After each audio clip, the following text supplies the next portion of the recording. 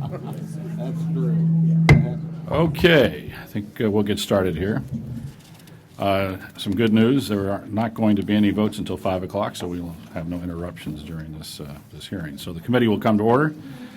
Secretary Jewell, I'd like to welcome you to today's hearing, along with Deputy Secretary Mike Connor, Principal Deputy Assistant Secretary for Policy Management and Budget, Chris Sari. Our hearing today will address the fiscal year 2017 budget priorities for the Department of Interior. Madam Secretary, let me begin by wishing you a belated happy birthday. Thank you.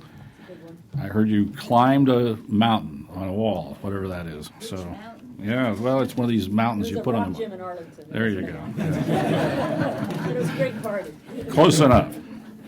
With the November elections just around the corner, this may be your last budget hearing before our subcommittee as secretary. On behalf of the subcommittee, I want to thank you for your service and willingness to have frank discussions regarding the challenges we face.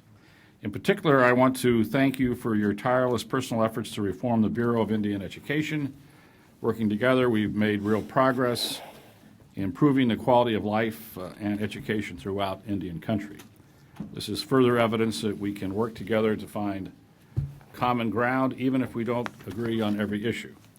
In that spirit, I'd like to mention a few things before we receive your testimony. Overall, the President's fiscal year 2017 budget request provides $11.9 billion in discretionary funding for Department of the Interior programs under the subcommittee's jurisdiction, 1% below the fiscal year 2016 level. The budget request assumes a reduction of $169 million in discretionary funding for wildlife fire programs while providing $290 million for fire programs through a budget cap adjustment. The challenge of providing adequate wildfire funding remains one of the greatest challenges facing our subcommittee. I want to applaud my friend, former subcommittee chairman Mike Simpson, for his continuing efforts to address this issue through his bipartisan legislation. By the way, has now 145 co-sponsors. The budget request proposes funding PILT, which is very critical to our rural communities in the West, on the mandatory side of the ledger, but without providing an offset. This budget gimmick will only add to our challenge of addressing many legitimate needs in this bill. The centennial of the National Park Service is one of the highlights of this year's budget request. Last year, the subcommittee made a substantial investment in our national parks, providing additional funds for park operations, addressing long-standing deferred maintenance issues. We will endeavor to make similar investments in this year with the confines of our 302B allocation, which I'm sure the chairman will let us know about pretty soon.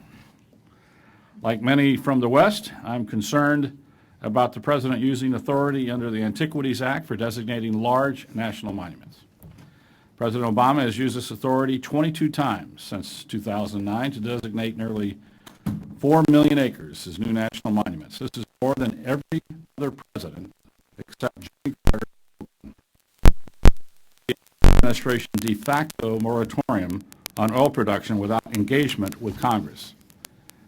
Lastly, even with the El Nino rains, my home state of California remains in the midst of a devastating drought affecting families, businesses, and landscapes across the West. While this subcommittee is limited in what we can do to address the drought itself, I implore you and the department to apply common sense and take full advantage of opportunities under the law to store and pump these El Nino rains. So far, even with the increased rainfall, we have not pumped as much water as we did last year in the midst of a drought. We have had 3 times as much rain and we have pumped less water. As of mid-February, more than 192,000 acre-feet, enough water to serve over 2 million people for 1 year, has been lost because of lack of adequate pumping. That's pumping within the biological opinion. That's enough water to serve San Diego and San Francisco combined for a year. I ask you to use your remaining time as Secretary to provide some desperately needed relief to the people of my state. In closing, I once again want to express my appreciation to the professional staff. Our subcommittee couldn't do its work without your budget shop, the various bureaus, and the folks sitting behind you. Thanks to each of you for everything you do. And with that, I'm happy to yield to the gentlelady from Minnesota, Ms. McCollum, for any opening remarks she'd like to make. Thank you, Mr. Chairman. Secretary Jewell, I join with the Chairman to welcome you to the subcommittee today, to the principal, I'm seeing as Principal Deputy Assistant Secretary of Policy and Management and Budget, and Mr. O'Connor, I welcome you too. Last year, we were able to make great gains in repairing the damage caused by sequestration, increasing the to $1.3 billion, and I'm so pleased to see fiscal year 2017 on that. Interior Education and Protection of America's Cultural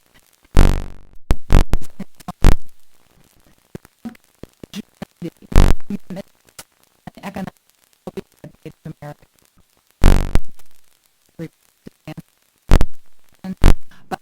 In elementary and secondary education, and we need more robust education construction that was enacted last year. These investments are, but so more still needs to be done. The centennial of the National Park Service is underway, and the budget takes a forward-looking approach to a second century of stewardship. It proposes investments necessary to begin tackling the backlog of maintenance needs across the national park system so that these treasures are preserved for the enjoyment of current and future visitors. And while I support these increases, I do have to express my sincere disappointment with the department's failure to fund Save America's Treasures Grant program. The department also maintains a commitment to engaging the next generation to be stewards of the land by dedicating $1.3 million for youth programs. These programs build a strong foundation for preservation for our natural and historic heritage through initiatives like Every Kid in the Park and the Urban Wildlife Conservation Program. I also appreciate the budget's strong emphasis on strategic science investments. This work provides data and tools to inform sound decision-making to address the complex challenges such as drought, response to natural hazards, and climate change. Once again, the administration is proposing to reform the way we fund wildfire costs. This proposal will provide more reliable way of funding wildfires, and additionally, the budget does not include funding for payment in lieu of taxes, the PIL program. Instead, it calls on for Congress to do its duty and to reauthorize the program. I understand and I support this approach. Counties rely on the payment in lieu of taxes program, and discretionary funding does not provide the certainty that these local units of government deserve. The rising cost of firefighting and PILT are consuming a growing portion of the Interior bill, and I encourage the authorizers to address these issues. And finally, I would be remiss if I did not call attention to the department's workforce. The Department of Interior is 70,000 employees strong. These civil servants dedicate their lives to managing and sustaining our national treasures. They work relentlessly to ensure that public lands are there for the collective use and for the appreciation of all of the American people. They deserve to do their jobs safely and free of intimidation or abuse. And so to these men and women, I want to say thank you to all of you. You are very appreciated. Madam Secretary, I look forward to your testimony this afternoon, and I thank the chairman for the time, and I yield back. I thank the gentlelady, and we're joined today by our distinguished chairman of the full Appropriations Committee, Chairman Rogers. I thank him for taking the time to contribute to this important conversation. Chairman Rogers, would you like to make any opening remarks? Thank you, Mr. Chairman. Madam Secretary, welcome to the subcommittee. Your department plays a central role in the stewardship of our natural resources and the preservation of our national heritage. From operating fisheries to running our national parks, even processing permits for coal mining, a few. Your department touches almost every aspect of life in my district, as well as those across the country. Not so long ago, we called on your department to join an interagency task force, an effort to raise the water level at Lake Cumberland back up to its historic pool level. while saving the endangered dusky-tailed darter, who, by the way, I learned last week is doing just fine in its new habitat. I appreciate your participating in this important effort, and I'm pleased to report that my constituents are enjoying boating and fishing on Lake Cumberland once again. That said, other communities in my district in Kentucky cannot tell a success story quite like that. In a few short years, I've seen 10,000 of my miners lose their jobs, struggling to find work in communities that are experiencing staggering unemployment.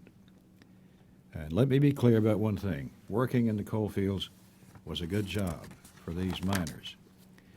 This industry provided high wages and reliable work in my part of the country for decades.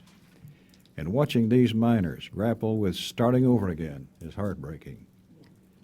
Going from a job in a mine that paid $80,000 to trying to find a job at a McDonald's unsuccessfully, and trying to pay those bills and raise those small children.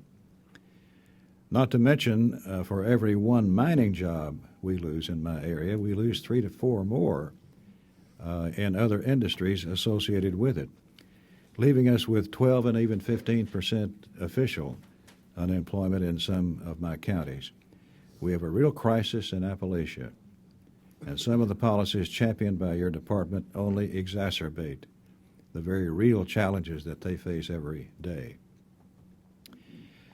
Every department in this administration has bought into the keep it in the ground strategy with respect to our country's most abundant resource, each one handing down their own set of anti-coal edicts aimed at shuttering power plants and coal companies nationwide. Coal is a plentiful and inexpensive commodity, and your department should be seizing every opportunity to unlock this resource and maintain its sizable footprint in our energy economy. Instead, this department is perpetuating an unaccountable regulatory scheme that leaves businesses waiting on permitting and leasing decisions for months and years even at a time, and levies unworkable compliance costs on already overburdened job creators. A particularly concerning piece of this wrong-headed regulatory agenda is the department's proposed steam protection rule.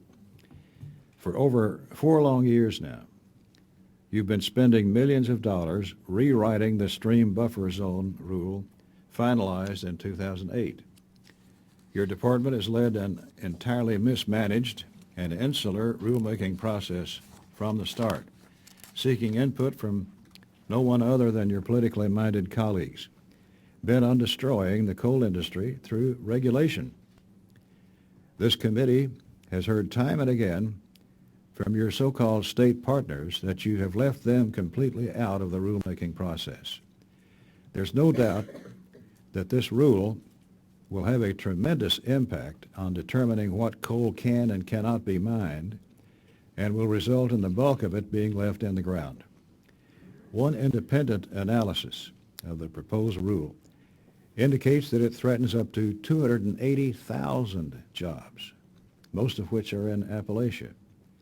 That's the equivalent of dozens of small towns in my region, and a high price to pay for what will be imperceptible environmental gains.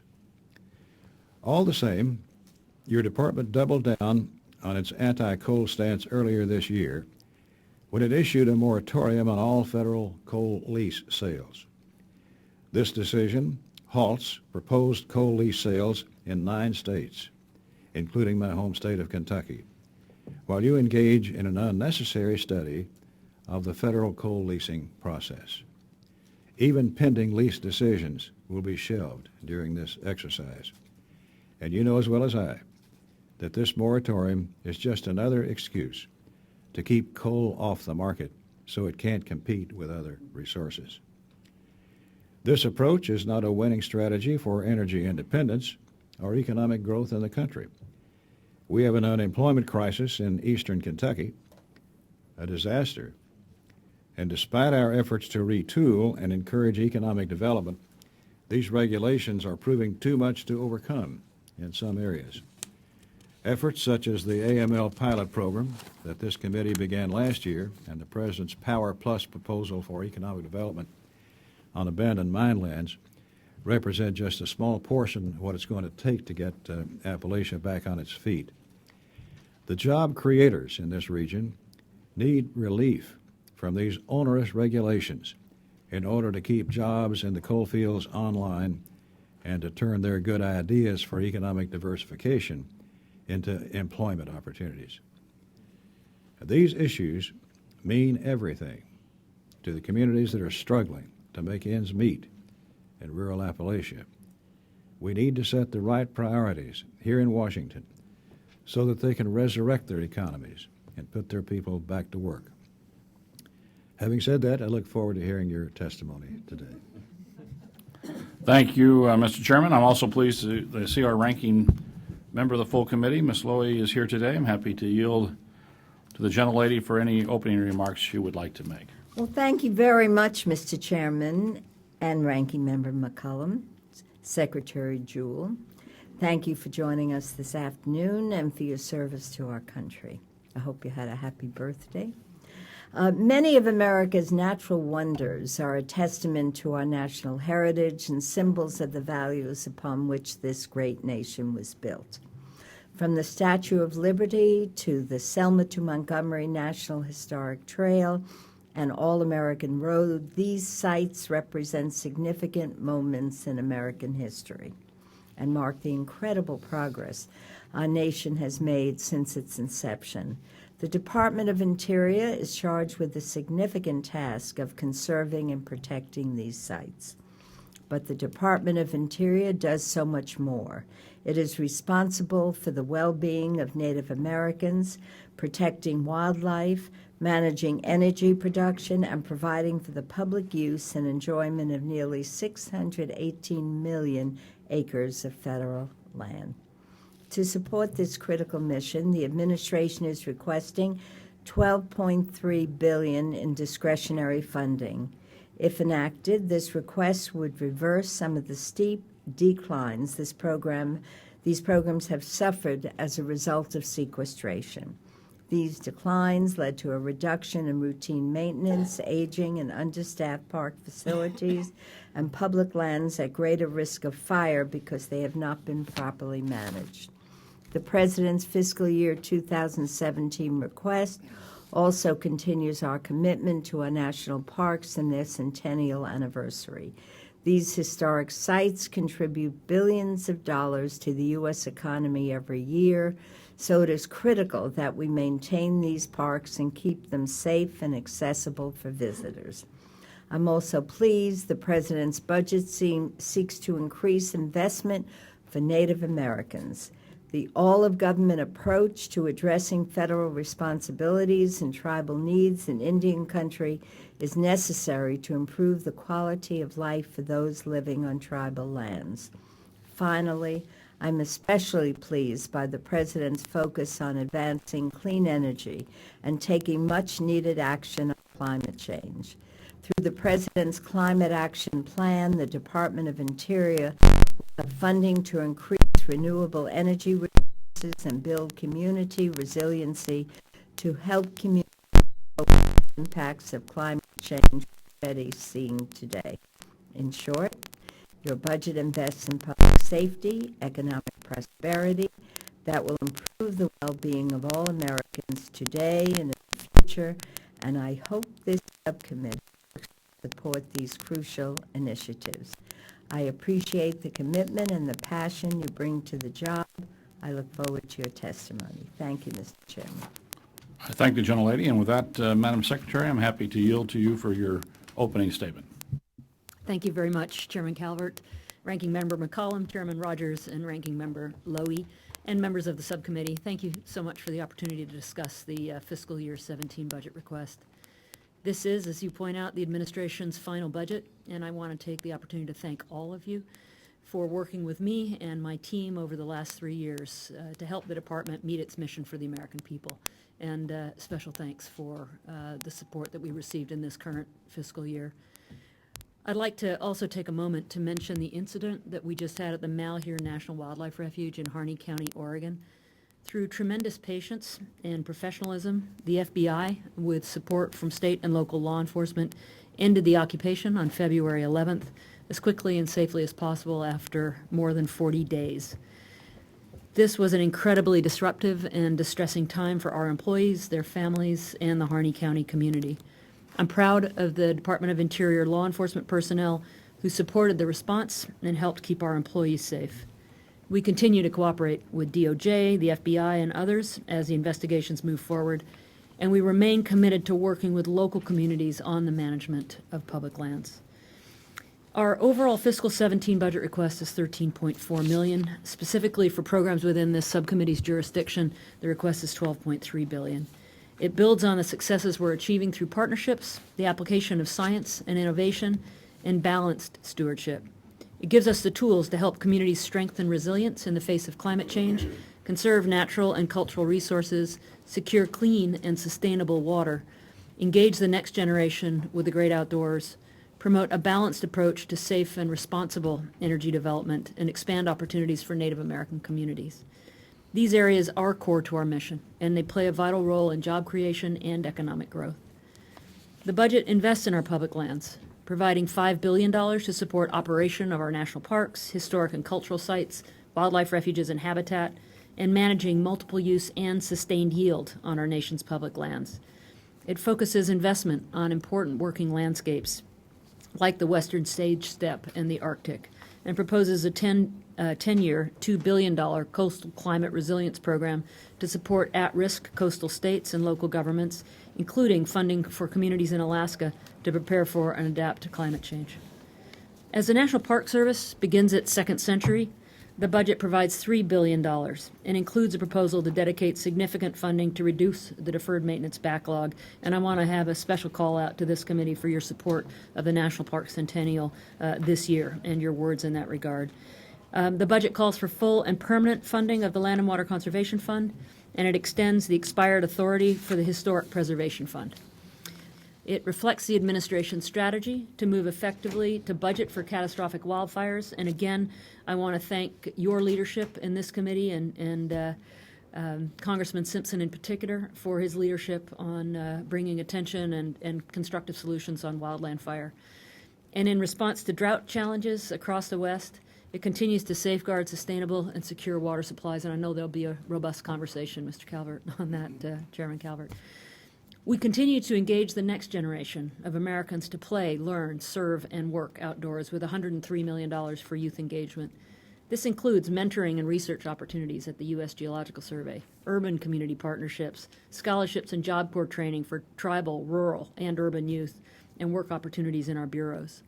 There's $20 million for the Every Kid in a Park initiative, which introduces all of America's fourth graders to their public lands, providing education programs across the country and transportation support for low-income students.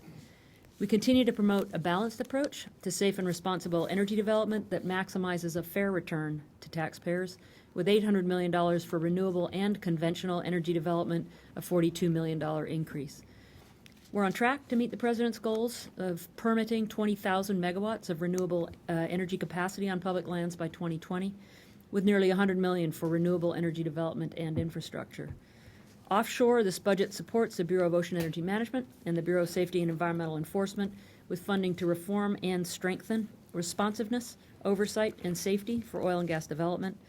And onshore, $20 million supports BLM's efforts to develop a landscape-level approach to oil and gas development, modernize and streamline permitting, and strengthening inspection capacity.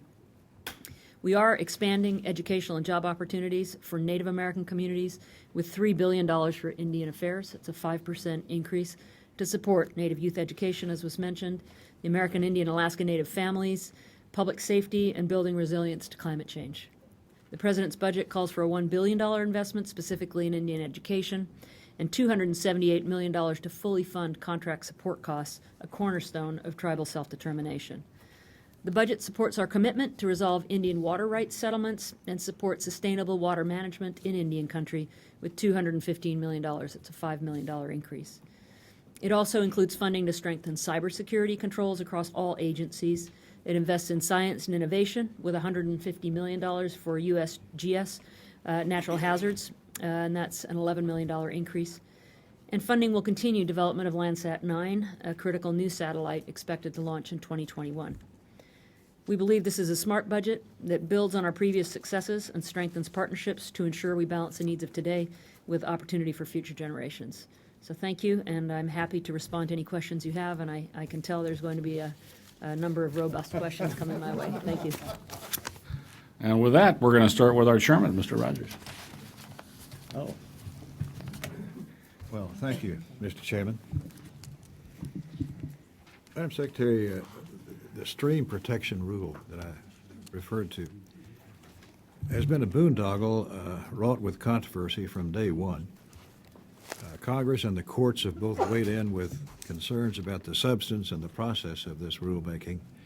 Most recently in the 016 Omnibus bill, when we told OSM to consult the statute and consult with their state partners. Osprey has supposedly been rewriting the stream protection rule in coordination with several states, including Kentucky. But I've heard from several of these states that their input has not been solicited or incorporated by OMSRI throughout the process.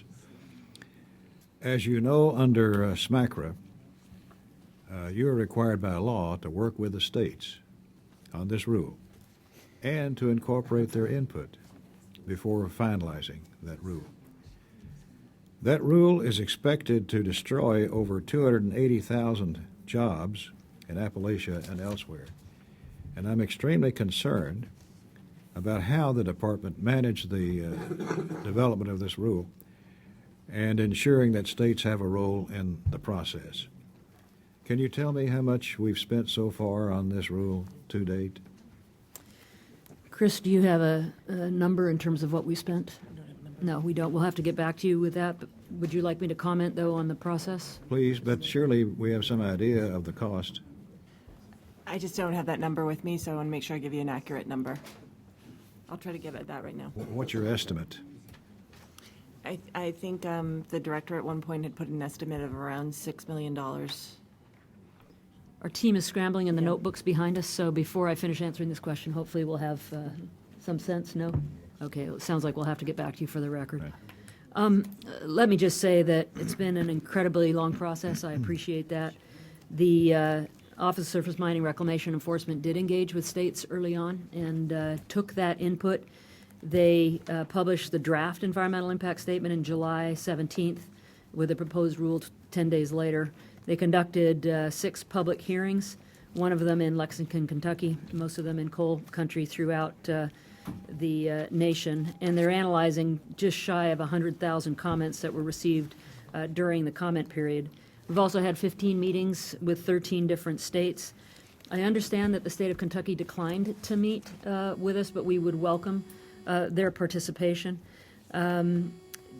So we are taking that state input and will use that certainly to advise the final rule based on this process. So at this point, we would welcome the participation from your state, and we do believe that this rule is essential. The stream buffer zone rule was vacated, that was put in place in 2008.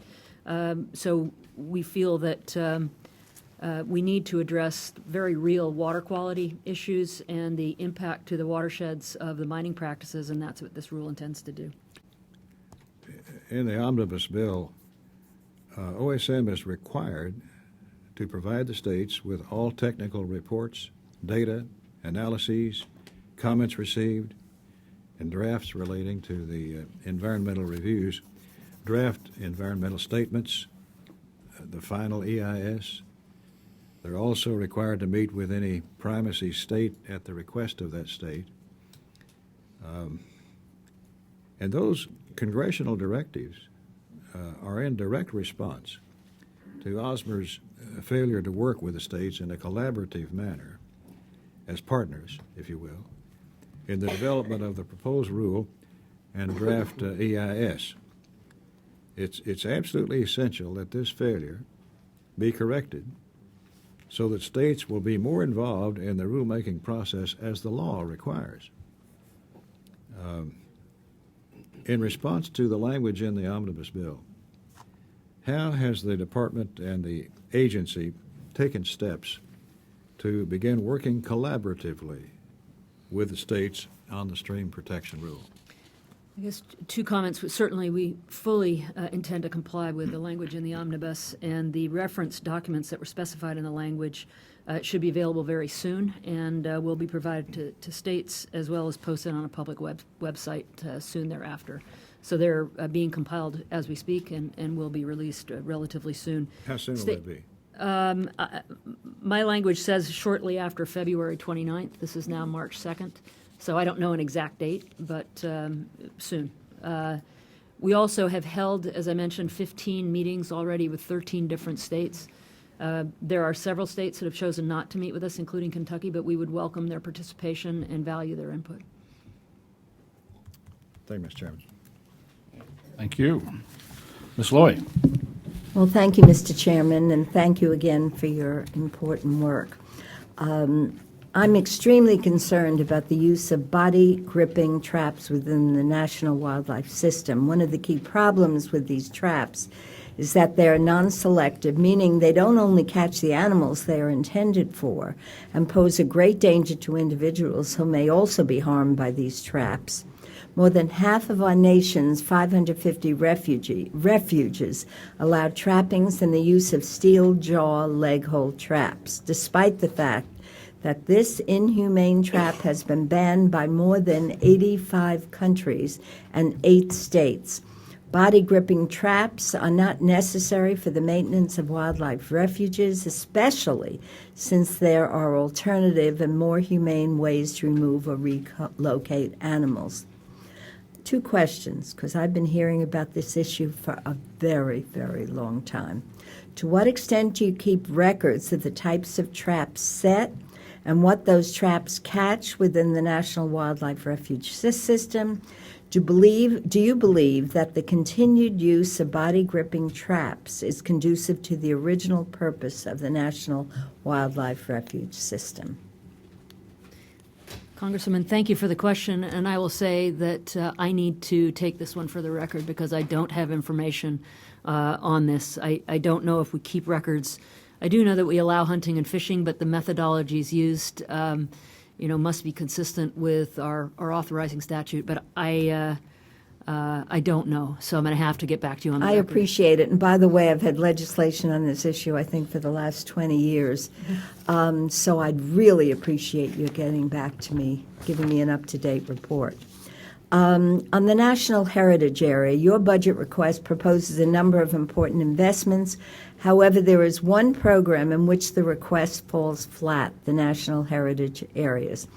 Once again, the administration proposes to slash the program by $10 million. This is a significant cut that it would have real impacts on the heritage areas. For example, in my region, the Hudson Valley National Heritage Area received $491,000 last year. If the proposed cut were enacted, the Hudson Valley would only receive $180,000 in FY 2017. This is debilitating, and if you could explain why the budget is proposing to cut this program to such a degree. Yeah. Thank you, and I appreciate your support for the heritage areas, and as we've talked before, I support them as well. Specific to the Hudson River Valley, which was authorized in 1996, we funded it in 2015 and 16 at $491,000. I know that National Park Service is developing, collaborating closely with the National Heritage Areas to develop a methodology to allocate program dollars. We really want to try and work with them for self-sufficiency to the extent that we can. I know it takes time to do that. We're happy to continue working with you through this budget process, but it's one of those challenging trade-offs that we made in terms of staying within the top line. And just lastly, we don't have I don't know if my time is up, so we can continue this discussion, but I've been extremely disturbed by a report that found evidence of long-term pattern of sexual harassment and hostile work environment for at least 19 employees at the Grand Canyon National Park. Some of these women reported that boatmen on their team would refuse to take them to their work sites if they rejected their sexual advances. One employee even said that one boatman withheld food from employees who refused them. This is kind of shocking. Do you want to make a comment on it? I will say that I am equally shocked. The Park Service is on this. It's conducting a full investigation. It will absolutely take appropriate action. This is not acceptable behavior within the National Park Service, and if proven to be true, there will be consequences. I really appreciate that, Mr. Chairman, because I was shocked to hear it. In fact, one of my daughters was deputy director of the Park Service, and I said, what? Thank you, Mr. Chairman. For your questions. Well, Madam Secretary, I think you know what I'm going to be talking about. We have a little drought in California. You may have heard about it. I have a chart up here behind Steve showing what's going on in the California Bay Delta. Our reservoirs continue to be dangerously low. The winter's rain was a chance to fill these reservoirs. The first 2 months of this year produced over the double amount of water that we received all of last year. These rains should provide needed relief to drought-stricken communities in California, yet you're pumping less water than you did last year in a historic drought, and this is significantly more rain, and we're pumping less water than we did last year. This just defies common sense. The Endangered Species Act gives the department some amount of flexibility. We've gone through this very carefully. If you had simply chosen to pump as much water as is allowed under the biological opinion, you would have had provided enough water for 2 million people for an entire year. Instead, the department sent the extra water out to sea, and that's not coming back. And it may, we talked before the hearing, it may be that we're not going to see significant rain for the balance of the year. But if we do, I would hope that you could help the people of the state of California. What do you say to the millions of people who could have been helped by these El Nino rains? I'm going to turn the lion's share of the question over to my colleague Mike Connor, who's far more expert in these areas, but I will say that everything is stressed. The people are stressed, the farms are stressed, the landscapes are stressed, and that has factored into the decisions that have been made. I'll also say that fortunately this year you've got a better snowpack, so there is some precipitation and storage that will come out later in the year. But Mike has been working very, very closely with everyone in the Bureau of Reclamation and in the state on this. I'm going to ask Mike to answer the specifics. Mr. Chairman, I agree. It's been a frustrating year from the standpoint that you referenced, given that we at least had a 2 to 3 week period where there was lots of precipitation. It has since, as you well know, substantially reduced over time. And What is it, Mike? Some of these, some days we were getting 50, 60,000 cubic feet per second moving through the Delta. Yeah, I don't remember seeing that high, but there probably was a couple days. I know we were definitely in the 25 to 35, even 40,000 CFS outflow range, which is very significant. I think under the water quality permits, you have to maintain at least 15,000. Having said that, as the Secretary noted, the drought has had a devastating impact on people as well as overall environmental conditions, and that's the reason why operations for a period of time this year have been fairly conservative, and it's because the monitoring and the assessment of the Delta smelt have been the basis upon which they developed their incidental take statement indicated they were at their lowest levels than they had ever sampled. And so the service has been very concerned that any entrainment event that could occur from pumping might have such an impact that it might endanger the existence of the species. They are concerned about extinction of the Delta Well, as smelt. you know, 95%, over 95% of the water on some days was going through underneath the Golden Gate Bridge. How much water does it take to satisfy that environmental requirement? 100%? Well, it's 99%? the issue is really what are the pumping levels that are how much can you pump while not bringing the delta smelt towards the pump And then that's a training great, them in the south of that's a delta? great point. And when you have that much water moving, how can you reverse flow that? Even, as you know, the pumps are capable of pumping up to 11,000 cubic feet per second. Most of those days that we're talking about in January, you were pumping less than 2,500 cubic feet per second. Less than 2,500 cubic feet per second. As I understand from the people that are up there, the old timers, that the fish weren't anywhere near those pumps. Matter of fact, it was just one day, I think they took an incidental take of one fish. And they had to drop their pumping that immediately. One fish. There's a couple of responses. When there's outflow coming from the San Joaquin, from the southern side where the pumps are located, you have the possibility of pumping a lot more. There's a lot more outflow going out through that system. Here, we've had most of it come out of the Sacramento system, so it's at the top of the system, and so you still have smelt south of Delta that you're concerned about. There has been take, which is obviously strong concerns at that point in time, but also in the sampling that they've done, they've sampled and detected smelt in the southern Delta area. So they've been very sensitive to any potential entrainment events, and it's been from that standpoint that we haven't pumped to the maximum limits under the biological So opinions. are we ever going to pump? Are we ever going to see any water going to these reservoirs? Well, I looked at the records, and that gets to the 192,000 acre feet. I mean, I think we should compare notes because just on the back of an envelope, I've looked at it, and we're estimating about 70,000 acre feet that have lost under the biological opinions. There's been, the biological opinions started to control pumping around January 7th when we met, actually. I think that was right at the transition period. Since that time, there's been, I think, 27 days where we have not pumped the maximum under the biological opinions. For the last couple of weeks, we have been at about 5,800 CFS, which is the maximum under the biological opinions.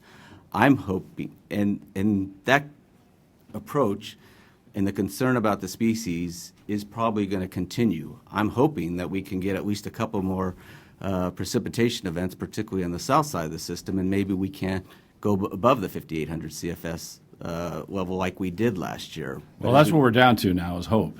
We're just hoping that it rains because we can't pump water that's already gone. It's been a frustrating year from a water user's perspective. I absolutely understand that. We will look and continue to try and maximize flexibility. There's been times when the Smelt Working Group has proposed even more stringent pumping limitations. Water users, other stakeholders have gotten together and decided to operate a little bit more Just last aggressively. comment. I know the Secretary mentioned about stress. We've got some farmers that are pretty stressed out in the Central Valley. Just last week, it was announced that a major farmer is pulling out 10,000 acres of trees. 10,000 acres of trees. And the tens of thousands of people that attended those trees are out of work. So just as much as a crisis, what's going on in coal country right now is happening in my state of California, which is, by the way, people forget, we are the largest farming state in the United States, but we have 1 million acres out of cultivation this year. 1 million acres. I know we have a historic drought. I know the problems that you're operating under, but when we see that more rain by multiples this year, and we're pumping less water than we did last year under an historic, most people look at that and say, what the heck's going on? How do you explain that? Mr. Chairman, may I make just one more comment? This is a very frustrating situation, and the way we operate now, it's going to continue to be frustrating. Hopefully, we will rebuild storage, and we will get back to water allocations next year, because we're rebuilding at least some storage this year. I do think this year is indicative of the need for new approaches and solutions. And as you know, and you and I have discussed, Cal Water Fix and the opportunity for new conveyance is one of those options. I think this year, in particular, is indicative of a year where there would have been a lot more water supplied had we had conveyance and diversions in the north side. Well, I wrote the Bay Delta Agreement 15 years ago, Yes, sir. and we have still not yet gone through the environmental procedures to get to construction of these projects. And we have gone through 2 additional biological opinions since that was been written, and those have become more and more restrictive. And the irony of this is the smelt population, for whatever reason, has continued to go south since 1992, when there was obviously there's been significant restrictions on how we operate the Delta. So I think anecdotally there's other information that we're not applying. I wish we would use good science to look at this problem and how we're operating up there, because this clearly is not working. That Ms. McCollum, recognized. Thank you, Mr. Chair. Madam Secretary, last week I attended Governor Dayton's Water Summit back home in Minnesota, and I heard firsthand the concerns related to our waterways. They included invasive species such as Asian carp, nitrates from water from agricultural runoff, aging water infrastructure, the effects of climate change, and a whole host of others. These conversations highlighted the importance of the work that you and the employees at the Department of Interior do, who were there to listen and take in concerns. And I want you to know that the research that USGS has done to better understand our water quality and use right in my own state of Minnesota, the conservation that work being done in our national forests, the refuges in the parks. I just want you to know firsthand how much Minnesotans appreciate the work that the Department of Interior is doing to protect our waters, and we hope out of that summit where there will be some more innovative and creative ideas in which more collaboration can happen. However, there was another issue that I heard about while I was back home, even at the Water Summit, and that was the bug school, the Bug School on Leech Lake Reservation. Secretary Jewell, we've talked about it. You visited that school. You saw the deplorable condition that the students and faculty have to put up with every day. And I know you've visited other schools in Indian country, and you're hearing the alarm bells go off loud and clear. That's why last year, working together in a very nonpartisan way, we increased funding for replacement school construction by $25 million and funding for replacement facility construction by $12 million. Now, I understand the Bureau of Indian Education is close to finalizing its new replacement school construction list and has been making progress on developing these replacement facilities repair list. So I'd like you to kind of update the committee on where you see the status on these two lists.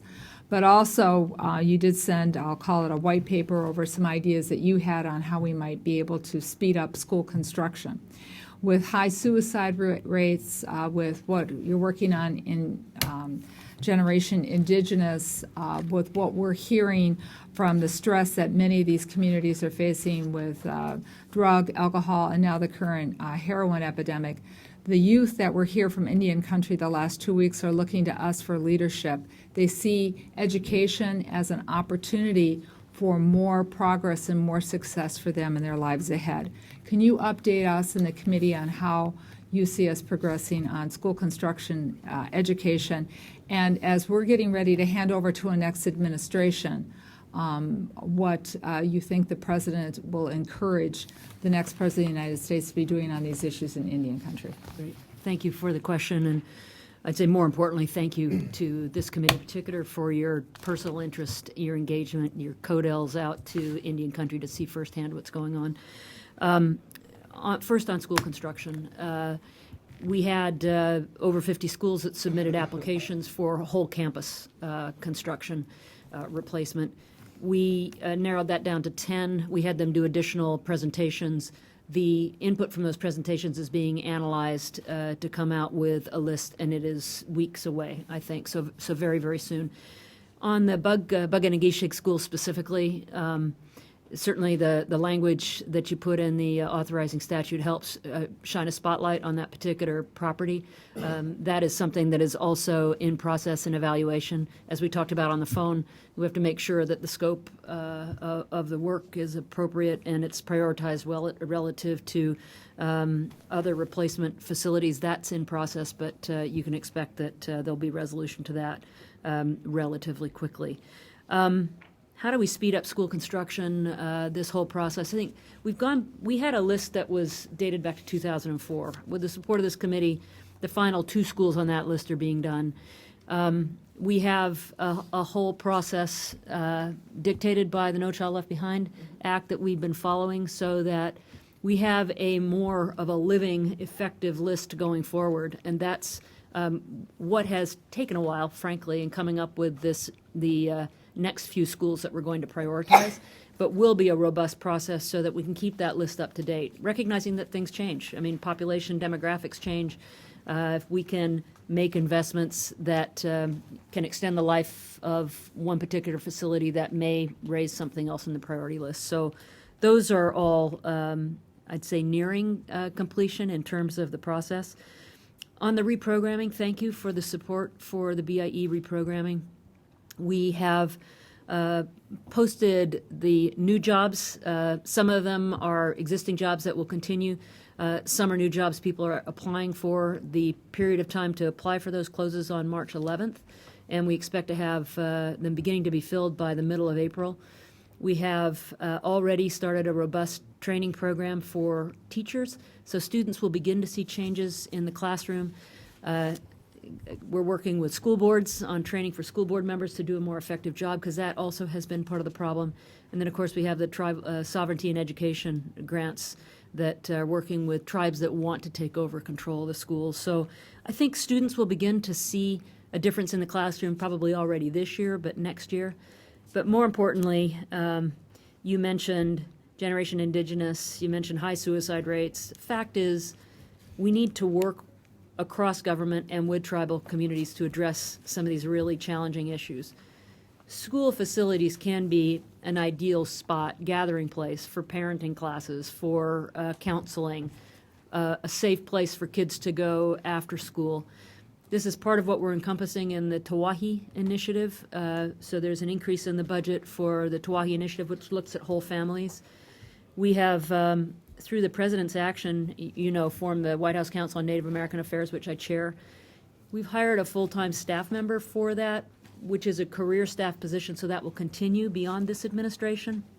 And, of course, the people that are leading Indian education, the BIE career staff, will also be continuing into the next administration, and they're being trained and are supportive of the changes now. I mean, change is hard. You don't do it all in a year. But Larry Roberts, our acting assistant secretary, was just in Albuquerque meeting with our leaders in the BIE, going through all of this, all employee meetings and so on. I was there a little bit before that, meeting with leadership. I feel like we're in a good spot, but we can't do it without everybody working together.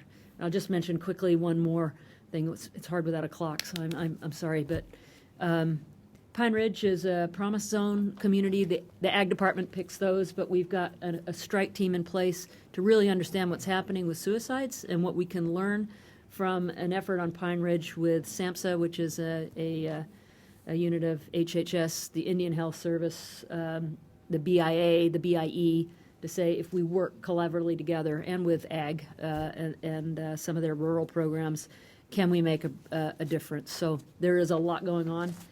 Continuity is really important, so it's about career staff and mechanisms that are put in place for this cooperation so that we'll have it will continue to live well after we're gone. Thank you. Thank you. Mr. Simpson. Thank you, Mr. Chairman, and thank you, Secretary, for being here today. A couple statements first with regards to the Steens Wilderness in Oregon. I know my colleague, Congressman Walden, has been very frustrated with obligations that the BLM has to build and pay for fence to keep cows out of the wilderness as per the legislation that was passed. In order for wilderness bills to succeed and be accepted, they must keep the promises that were made. And I'm pleased that Director Cornsey spoke with my staff this morning, and it sounds like we may be headed toward a positive solution in this with this problem, and I'll speak to him further tomorrow during the hearing tomorrow on that. But that's something that needs to get done. I appreciate your support for the wildfire fighting bill that I think every member in this subcommittee is a co-sponsor of.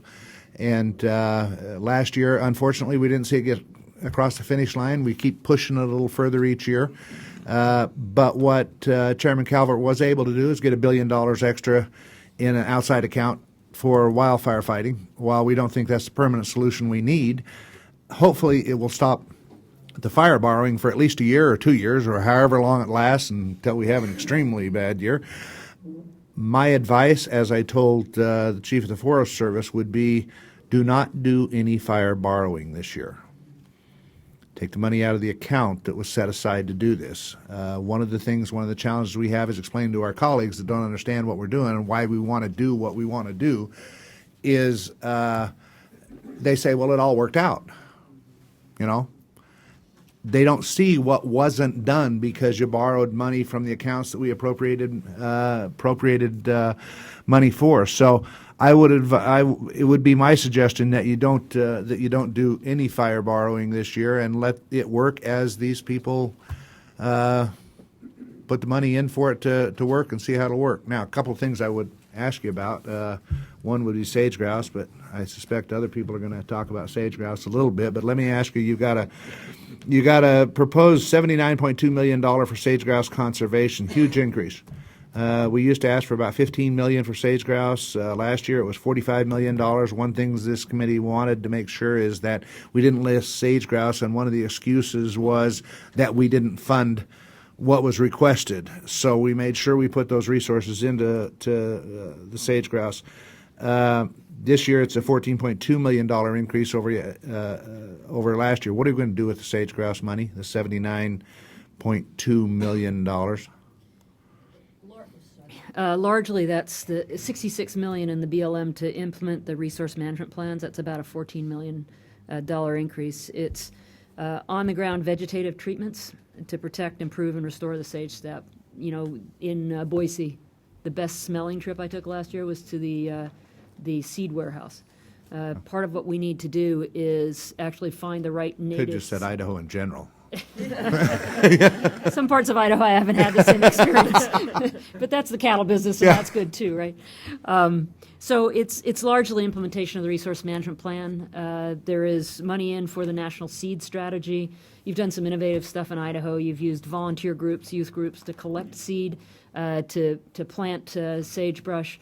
All of that kind of work that maintains a healthy sagebrush ecosystem and restores it when there have been fires is all part wrapped into that BLM request. But we have juniper removal, that's particularly true in Oregon, that is critical to the sage steppe. It is actually following through on the resource management plans that got us to a not warranted listing. Okay.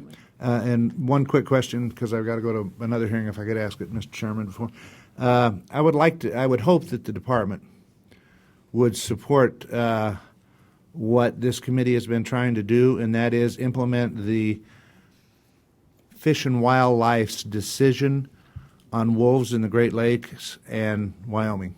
The decision to the list that was made by science, they went through all the studies and everything else, and I will tell you that no matter what happens, somebody is going to sue until the cows come home or don't come home or whatever. And we're trying to get away from the lawsuits. And it's what we did in Idaho and Montana. It was supported then by Secretary Salazar. We would hope that the department would support this committee's efforts trying to make sure that we don't spend the next 10 years in court trying to defend the decisions the Fish and Wildlife Service made on delisting of wolves in Wyoming and the Great Lakes, because they are clearly recovered. Well, we agree they are recovered, and we are frustrated by the lawsuits.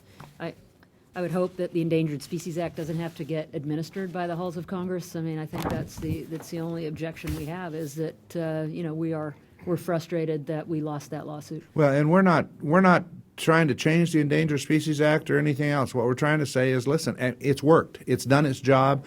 Fish and Wildlife's made a decision. They've had the hearings. They've had the comment periods, all of those types of things. And so let's move on. And that's all we're saying. We're not trying to delist them. We never delisted wolves in Idaho and Montana. Mm-hmm. All we did is implemented the Fish and Wildlife Service decision. So that's where we're coming from. Appreciate it. Thanks for the work you do. Thank you. Can I just add one thing? I just wanted to say thank you in your role as chairman of the Energy and Water Appropriations Subcommittee for the additional funding, the drought funding for Bureau of Reclamation. I think we've got good investments that won't alleviate all the concern, but I very much appreciate it. It's much needed from infrastructure, restoration, conservation across the board. Appreciate it. Thank you. Thank you, Chairman. Sure. Mr. Chairman, Yes, sir. could I ask unanimous consent to proceed for 1 minute at a turn? Yes, sir. I have another No objection. meeting as well. I'll be real brief. Madam Secretary, you earlier said Kentucky did not want to meet with you. I have a letter here that the governor wrote on February 8th, in essence saying, as soon as we get the documents that the omnibus bill says we're to receive from you, which they never did, which you never sent them, he says as soon as they get those documents and review them, they want a meeting. That's great. And I want to file this letter with a record of the hearing. No objection, part of the record. Is that correct? I haven't seen that letter, but if that's what it says, as soon as we'll get them the documents, we'd be delighted to meet with them. They want to meet, they want an input, but they can't do it until you send them the documents that back up your claim. Okay. Thank you. Thank you, Mr. Chairman. Sure. Thank you, Mr. Chairman. Next, Ms. Pingree, but before I turn to Ms. Pingree on the wolf issue, as time keeps going on, you may want to take a look at Oregon and Washington also, because it looks to me that as from reports I've been getting, that the wolf population in Oregon and Washington is clearly beginning to recover quite handsomely based upon the number of dead sheep I've been hearing about. So with that, Ms. Pingree. Thank you very much, Mr. Chair. Thank you for Secretary Jewell. Thank you for your work. Thank you for everyone who's with you here today, and certainly do appreciate the big challenges that come before your department and the great work you've been doing with them. I'm just going to take up one issue right now, and it's not as big as drought and wildfires and some of the economic challenges that people have been addressing, but I want to say it in the context of the fact that we really appreciate that there are parts of your budget that are calling attention and asking for funding around climate change. I just think many states are hearing back home, many of us are hearing back home from our states about the impacts of climate change, certainly in mine with so many lobstermen and fishermen. They're worried about ocean acidification and rising sea levels and movement of some of the species of our fish because of the warming of the water. So we have to deal with a lot of those issues, as well as our woodlots and small farmers worrying about extreme weather. So I really appreciate the focus that you give to that and helping us to think ahead about how to deal with those challenges. And one of them that we've seen an increasing problem with is the incidence of Lyme disease. My understanding is that 30,000 cases a year. Lyme is the sixth most common disease reported to the CDC, even though we don't talk about it or hear about it much. And it's the most common vector-borne disease. The CDC admitted in 2013 that it's only getting reports probably for about 10% of infections. So in reality, that number is probably much higher. Now, in my state, it could have a huge economic impact. We call ourselves vacation land, and even though we're proud of many of the other activities that go on in our state, tourism is a big issue. And the more people hear about tick-borne diseases, the more they're affected by it, and the more challenging some of the vector-borne diseases become, less easy to cure, more long-lasting. We want to know everything we can and do everything we can about protecting the outdoors in Maine. So your budget calls for $2 billion in mandatory spending for a coastal climate resilience program, which I'm very eager to see. And within your discretionary budget, there are also various areas where work by the National Park System Service and USGS are trying to address this need. But just going beyond signage and public awareness campaigns, I think we really need to work more on tick eradication. And I'm very excited about the work that's being done by the National Wildlife Health Center at USGS. So just if you want to discuss that a little, I don't know how familiar you are with this, but the budget does include $4 million in increase from $26 to $30 million for National Wildlife Service Center and Climate Science Centers. Can you tell me a little bit about how that increase will be used to further the work being done around how wildlife and their habitats are being affected by ticks and tick-borne pathogens? That's also an issue for many regions besides mine when the ticks become devastating to wildlife populations, sometimes eradicating them altogether, sometimes having a huge impact on hunting opportunities in those states. And how does this work fit into some of the overall missions and goals with Interior on understanding climate change and its impact? I can talk at a high level. I can't talk in super detail, but we have about $63 million in the budget for climate science, and that includes about $31 million for the National Climate Change and Wildlife Science Centers that you mentioned. That's up about $4 million. every time I visit the USGS science labs, it is clear that we're just scratching the surface, whether it's eDNA for Asian carp, which is, an aquatic invasive, tick-borne disease, white nose syndrome in bats, whatever the causes, we're not exactly sure, but how do we deal with this? We are a bit overwhelmed by the demand on the services relative to our capacity to provide support. I'll also say that the USGS works in partnership with universities throughout the country, and those grants oftentimes are also really critical. So this will help us to continue the work that we are doing, but certainly if we could find additional ways to support these programs, we could support more university research in conjunction with the USGS, Fish and Wildlife Service, and so on to address even more. But that's about as much detail as I have on this, and if you'd like me to follow up specifically on the tick issues with the USGS, I'd be happy to do that. Yeah, I think that would be helpful, again, because, we have to address it when we're back in our home state, and people are always asking us, well, how is the federal government helping? We don't have enough resources in our own state. And so to be able to provide a few more details would be useful, and also just to reinforce that your request for additional funding is something I certainly support, and I hope that we can continue to enhance this, because I think, I'm talking about one tiny little problem like a tick, but it could have a huge impact on a lot of states like mine, and it's just one of many things I think we're going to continue to see as we deal with some of these climate change issues. So thank you. Thanks for your time. Thank you, Mr. Chair. Thank you. Mr. Cole. Thank you very much, Mr. Chairman. Madam Secretary, always a pleasure to see you. Issue that I wanted to ask you about is a number of years ago, working across the aisle, frankly, and with the administration, we changed the Violence Against Women Act to extend more authority to tribes to deal with what's an epidemic of domestic violence and violence against women in general. Obviously, authority isn't capacity. And we've got a number of tribes I know that are engaged. I actually met earlier today with the Pasca Yaquis who are, have invested in this, and I think are taking it very seriously. Can you, number one, tell us how the pilot projects are proceeding, where you're pleased, any concerns you have? And second, can you give us some sort of long-range vision on what our responsibility would be, in your view, to provide capacity? Again, some tribes are going to have the ability to finance these kind of efforts, and it's everything from good law enforcement to appropriate judicial systems and detention facilities. Some tribes simply won't. And so I'd like to get your views on this going forward. Well, let me start by saying thank you for your advocacy for this, and I appreciate former Attorney General Holder for his commitment and the Department of Justice's work to actually get tribes included in the VAWA reauthorization. How are the pilot projects going? I'd say it's frustratingly slow. I'll follow up with Larry Roberts and get more information on you specifically, but still just a few locations where we're piloting this. There are still, many examples of violence against women that are not being prosecuted by local tribal courts that aren't part of this pilot. And I think we have work to do in terms of educating local law enforcement on the very real risks that women and children, frankly, are facing in Indian country from non-Indian predators that really are not being held to account. So I think we have a long way to go. I think in terms of the long-range vision, we need greater capacity in tribal courts than we have. They have a significant backlog. We need greater capacity in law enforcement.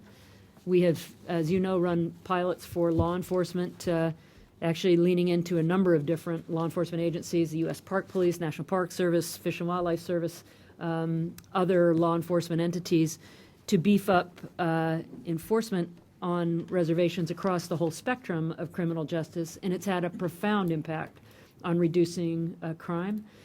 But we do have a challenge filling the jobs in Indian country and covering the landscape, frankly, so that when a woman does call 911, they may or may not get a response. And it may be a long time before somebody's able to respond just because of the large territories, few people, and lack of resources. So I think we have a lot of work to do still. Thank you. Well, one additional question, if I may, not related, but in Indian country. I'd also like it, and you may want to get back to us for the record on this, but again, a number of years ago, we made a very significant financial commitment in the Cobell settlement. And we've had a couple of hearings on this, Mr. Chairman, but that's a multi-year project, a lot of money involved, frankly, and just want to get your assessment of where we are, both in terms of sort of reuniting fragmented land, getting that back into use by tribes, and then the individual compensation awards. So we're making great progress, and I'm going to ask Mike to answer that with the details. Yes, Congressman, this is one of the areas that if you had asked me what I was going to spend the most amount of my time on when I first got confirmed, it would have been the land buyback program. But fortunately, it's really taken off. And let me give you some quick metrics. We are about 33% of the way through the 10-year time frame for implementing the settlement, and we've expended about $736 million, 47% of the funds already in restoring fractionated interest back to tribal trust ownership. That's the equivalent of about 1.5 million acres of land. We were allotted $285 million for administrative costs. Even though we've expended 47% of the funds, we've only expended 15% of the administrative costs. So our goal is at the end to be able to take some of that administrative money and put it back into restoring even more lands over time. So we've made offers at about 33% of the 40 most fractionated locations. We've selected 42 locations for implementation through 2017. And the reason I've got to get out of here at 3:30 is we're having a listening session in Albuquerque tomorrow to really take input, and in a couple weeks, tribes are going to finalize their input on how we plan out the balance of the program through the remaining 10 years. And hopefully through that, we'll have a plan not just for the 42, but how we will either move forward to the 140 total locations out there, or move forward to a percentage and think about how we might go back to other lands that we've already made offers on. Overall, it's just been a very successful program, I think, because of the great work that our team has done, the great leadership in Indian country, and the great bipartisan support that there's been. Well, I really want to thank you on these efforts. I think it makes a big difference just in terms of dealing with past grievances and, frankly, putting land back to productive use for tribes. So the administration is to be commended here, and I'd like to continue to work with it. Mr. Chairman, I yield back. Thank you, Mr. Cole. Next, Mr. Kilmer. Thank you, Mr. Chairman, and thanks, Madam Secretary, for being here. As you may have heard, we had more than 50 folks from Washington State here this week for the second annual Puget Sound Day on the Hill. They've come all the way from the other Washington to advocate for what I think is not just an incredible icon of our region, but a body of water that's in deep trouble and that requires attention from the federal government. And they've been talking to federal agencies and members and staff about both strong investments and coordination with partners at federal agencies so that we can take those recovery efforts to the next level. You've been a great champion for Puget Sound and for its recovery, and I'm sure grateful for that. I was hoping you could just talk for a moment about steps your department's taking to try to streamline Puget Sound recovery efforts and the planning that that can be done with other federal agencies to try to move these efforts to the next level. Derek, it's great to see you, and I'm surprised I didn't know that until you told me that all the Washingtonians were in town. I figured they might be asking for tickets up to Washington Monument, so you can send them our way. I don't have a depth of knowledge specifically on programs. I do know that we have another $18.8 million in the budget, which will help move projects forward. About half of that's for the Fish and Wildlife Service, and of course, work in the marine estuaries, the health of those ecosystems on the tributaries. Working with tribes, there's $5.2 million in the budget for the BIA, specifically to work on largely, I think, fisheries management issues. And then there's another $4.3 million with the USGS to continue their research. But beyond that, in terms of how we dig into that, I don't have the details, but I'm very happy to provide that with you if you'd like more. Thanks. It's a huge priority, as you know. Understand. Also, I wanted to echo, I know that Ms. Pingree mentioned the Coastal Resilience, the Coastal Climate Resilience Fund. So the district I represent includes a whole bunch of rural communities that are that lie in the tsunami zone and coastal communities like Westport and Ocean Shores that are just seeing much more severe storm events and flooding. And there's 4 coastal tribes in the district that I represent that are in the process of trying to move to higher ground. I was hoping you could just provide a roadmap for what this program is going to look like, if it's funded, and how the program is going to address the specific needs of the communities I represent and others along the coast. So the short answer is we recognize there are big issues. When I was in Alaska about a year ago, and then the president was in Alaska, as I was also in early September, he saw up close the village of Kivalina that's washing away. Same issue around La Push and the Makah tribes, Quileute, and so on. We don't have, just to take Kivalina as an example, when I was up there in February of last year, they estimated the cost to relocate that village, which will wash away potentially in, a storm that could happen really at any time. The cost to relocate by the Corps of Engineers, they said roughly between $200 and $400 million. That's one tiny village in Alaska. The $2 billion Coastal Climate Resilience Program needs a source of funding. We've proposed a source of funding. It's going to be difficult, obviously, congressionally to get that done. It's reprogramming the Go Mesa money in the offshore oil and gas revenue share that really ramps up in 2018, and saying we need that for coastal climate resilience to impact communities from climate change. I would say that if that is funded, there will be a kind of likely a kind of a competitive process to determine what are the areas of greatest need, similar to what we learned after Hurricane Sandy. The $60 billion that you as a body approved after that devastating storm, a good chunk of it was, both through HUD and our own programs, was done through a competitive process where communities step up, put creative solutions on the table, and those are ranked and funded accordingly. So I think you could expect that kind of a situation. But, you didn't mention ocean acidification, but that is also a big factor along the Washington coast. It's impacting oyster growers and shellfish farmers, just as Congresswoman Pingree mentioned big issues with lobster and with a disease that's affecting lobsters like the sea stars that we've had in the Pacific coast. So these are very real, and I think you can expect a kind of a competitive process by which we allocate if we are able to get those monies. But that's one of the congressional mandatory program recommendations that would require legislative action, and we would appreciate you bringing your stories to the table so that it has a better shot at getting done. Thank you. Thank you, Chairman. Mr. Stewart. Thank you, Mr. Chairman and Madam Secretary. It's good to see you. We appreciate your taking the time. I think it's clear that you and I might see the world differently in many important respects, but I do appreciate your sincerity, and I think in many ways you have a difficult job.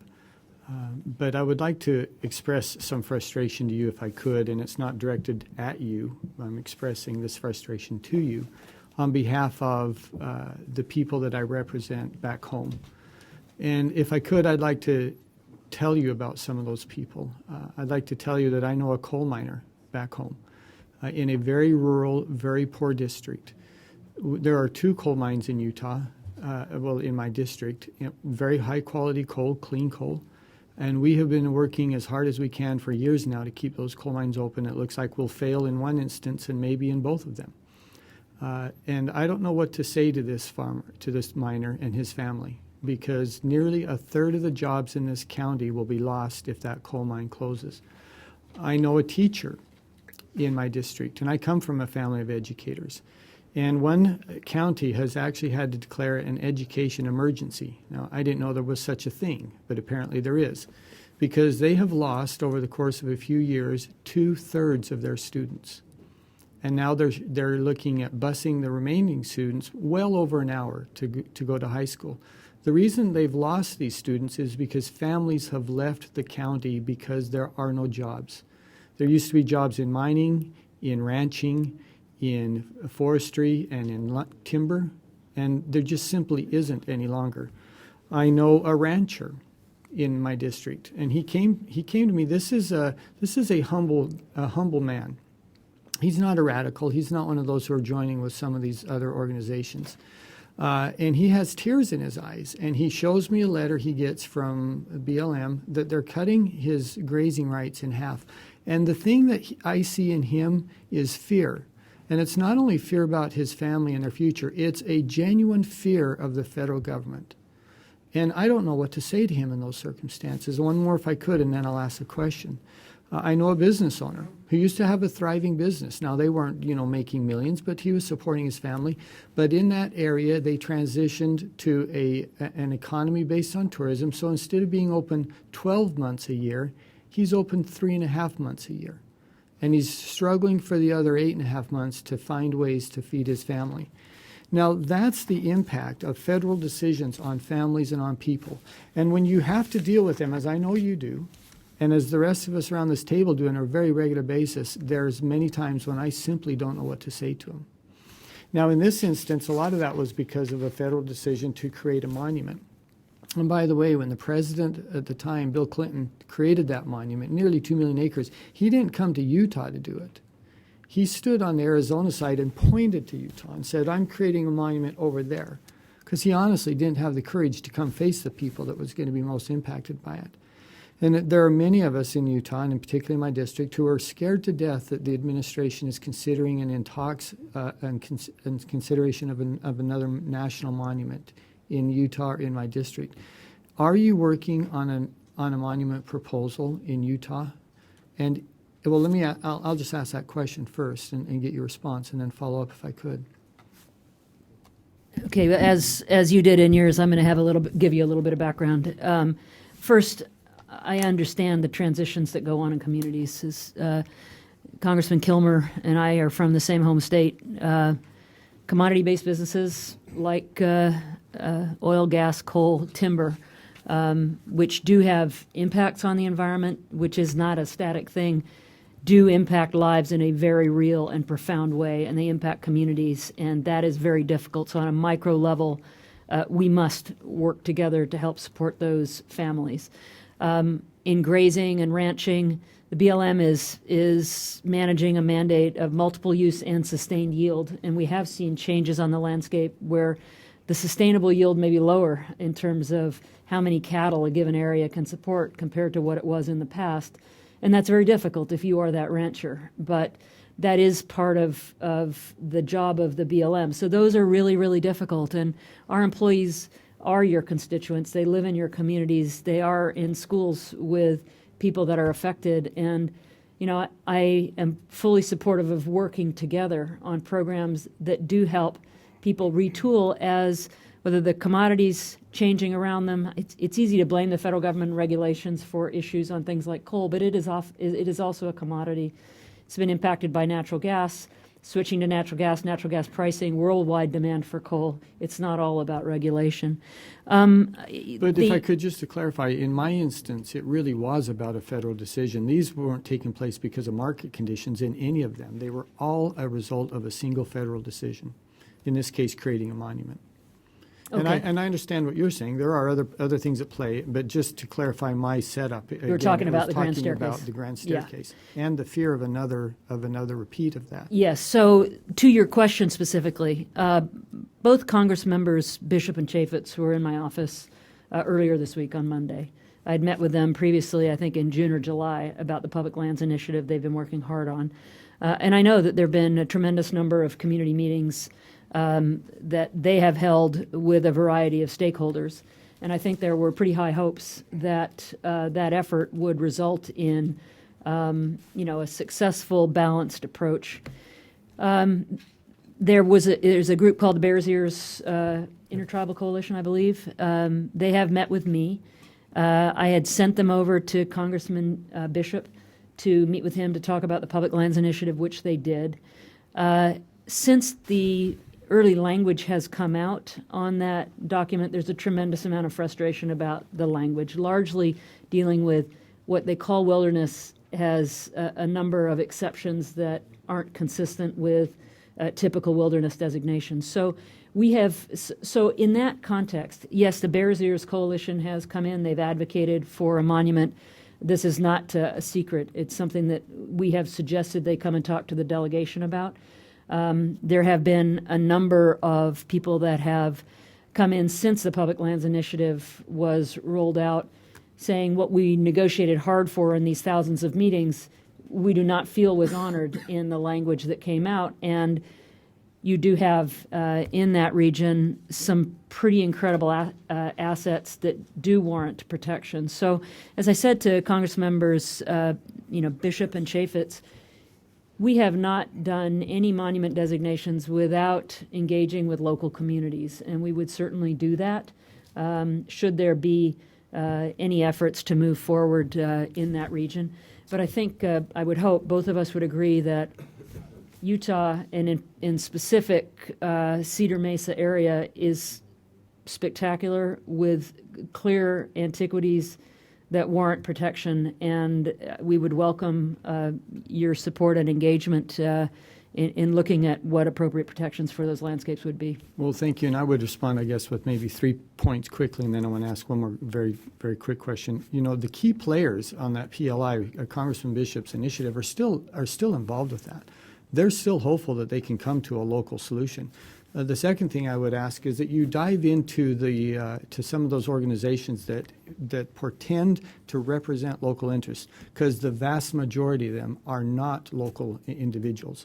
And in fact, including the local tribes, have expressed dismay that they may go forward, and dismay that those who are pretending to represent them, and I'm talking about the tribal entities, these individuals claim to represent their interest when they don't.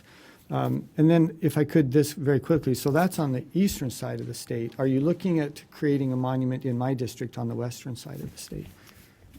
Can you help me understand what is in your district? Was that part of the Public Lands Initiative or not? We're on the other side. We're more towards the Zions National Park, the Bryces National Park, in that area, kind of in the central and eastern side of the state. I'm not aware of folks that have come into our office suggesting a monument or anything on that side. Mike, are you aware of anything? Well, thank you for that. I guess I'll count my blessings and knock on wood. So, and I would conclude just saying, we love this land. I mean, that's the reason I live in Utah.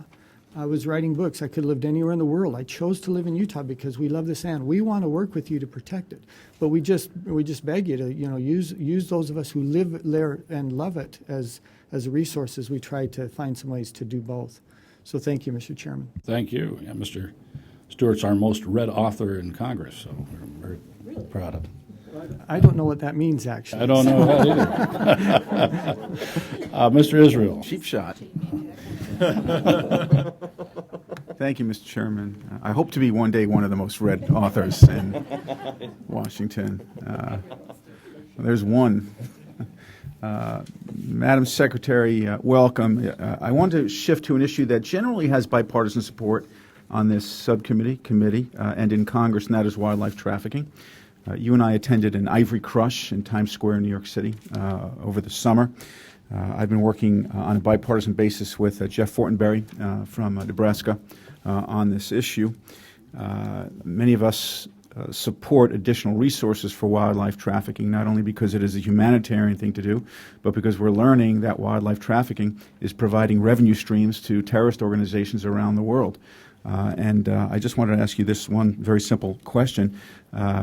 Tell us what your budget does with respect to wildlife trafficking. Do you have the resources that you need?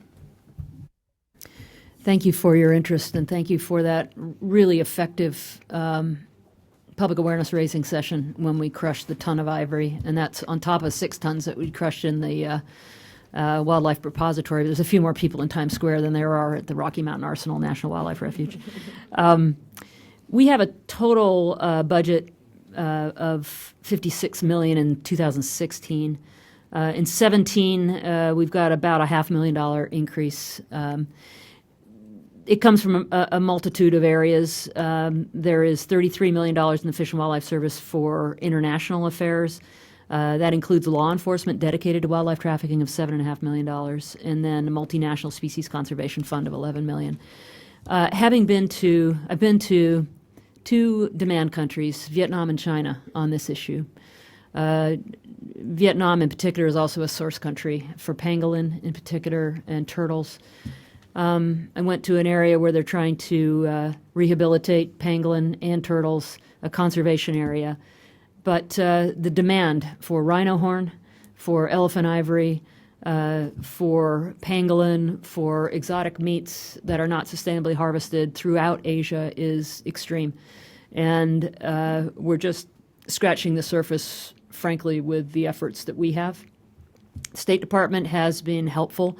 I went to Gabon, Kenya, and South Africa in January. I saw what I'd say is the best of mankind and the worst of mankind. I went to a rhino poaching crime scene. The bad news is there were 3 dead rhinos to choose from within an easy drive that had been poached within a few days of my visit to Kruger National Park, just within that northern tier of Kruger, which is just horrifying. That's the worst of mankind. I went out with veterinarians and rangers to tag a rhino and put microchips in the horns so that they could be traced, take blood samples, and so on. But unfortunately, the chance of that rhino actually being poached is quite high. So I went to the port of Mombasa, which is one of the bad actor areas that wildlife products move through, and happy to see that the Kenyan government actually had removed a number of people very recently, some that I'd met with, because of corruption at the port that was allowing illegal wildlife products to go through. We have 6 attachés around the world from the Fish and Wildlife Service. Sometimes, and I learned this when I was there, they are the trusted place that people from different countries will go to where they're not sure if they can trust people in the other countries, and with good reason, because corruption is rampant. It's like drug trafficking or human trafficking. There's so much money involved relative to what people can make otherwise that the temptation's very high. So we're just beginning to scratch the surface. I'd say that our investments are driving a return on investment. I'd love to have more capacity in these law enforcement attachés overseas, but they're doing a job that is very, very helpful, and they're also cooperating on technologies that help, for example, trace the kingpins, not just the poachers on the ground, who sometimes are just trying to feed their families. So we are committed to this effort. I think raising awareness and visibility so that we kill demand is really important, and that's why the Times Square Ivory Crush was so important. It's why raising visibility with designer brands that are using these products is really important. Brand is critical, and shaming a brand is a very effective way to impact this. So thank you for your advocacy, and I'd say we're continuing to chip away, but we got a long, long way to go. Thank you, Mr. Chairman. Thank you. Mr. Amade. Thank you, Mr. I don't think anybody wanted to hear this, so I thought I'd... Thank you, Mr. Chairman. Good afternoon, Madam Secretary. Hey, to the extent that the chairman's going to manage my time, I may try to manage your answer time a little bit, not as an affront, but just so that we can cover as much ground as possible, and I'm going to endeavor to be crisp so that that works. The first thing I got to tell you is I need your help. We have tried to work through, I've been in this outfit for 53 months and 16 days, but who's counting? Trying to work through the chain of command in the Bureau of Indian Affairs on title matters. This is not the complicated, lots of moving parts stuff. It's people who have paid off their homes on reservations and colonies and have waited between 5 and 10 years for a simple title plant type of conveyance. And in my neck of the woods, that's through Phoenix or Albuquerque, depending on what it is. And I'll just tell you quickly, please, give us some help. We're going to talk with the BIA a little bit later, but it's like, I mean, in any other sense, paying off your home and waiting for years to have a conveyance is, so I don't know, I'm told it's, well, we're not funded in real estate stuff or whatever. I'm not saying they are or they aren't. I'm just saying, come on, there's a problem there. And maybe from your end it'll be more successful than from mine. I'll answer it very quickly. We do have a challenge in providing titles and responding on things like that. I have visited those offices. They're very frustrated because they're not automated. It costs money to automate. I think there is some money in the budget to continue to support automation efforts, but we're not going to address this overnight, but it is an ongoing problem, and we can get back to you with more detail on the record, or you can ask in the BIA session, and I'll make sure that they know your question. Or the other thing is to simply do like you did in some other instances, to go, hey, if you want us to fix this, here's what we need. And if the committee says no, then the committee says no. But right now, it just feels like, well, it's kind of the way it's always been, and so there we go. So anyhow, thank you for your attention to that. I appreciate it. I want to next move to science coordination, because I noticed there was language in your opening statement, and you've got some kind of a new effort in-house, and you're talking about coordinating with each other. I would like to meet with those folks and just have a briefing for what they're doing. And let me tell you the reason for the request. I am concerned going through the processes of some things recently, Sage Hen for one of them, where we speak with Director Ash and say, hey, have you used any of the local folks? I'm not telling you that they're in the tank one way or the other, but have you considered, for instance, the work of the Department of Agriculture at the University of Nevada, which has a quite long track history of Great Basin and range, sagebrush steppe ecosystem, desert research, excellent outfit, USGS, even some of the federal stuff.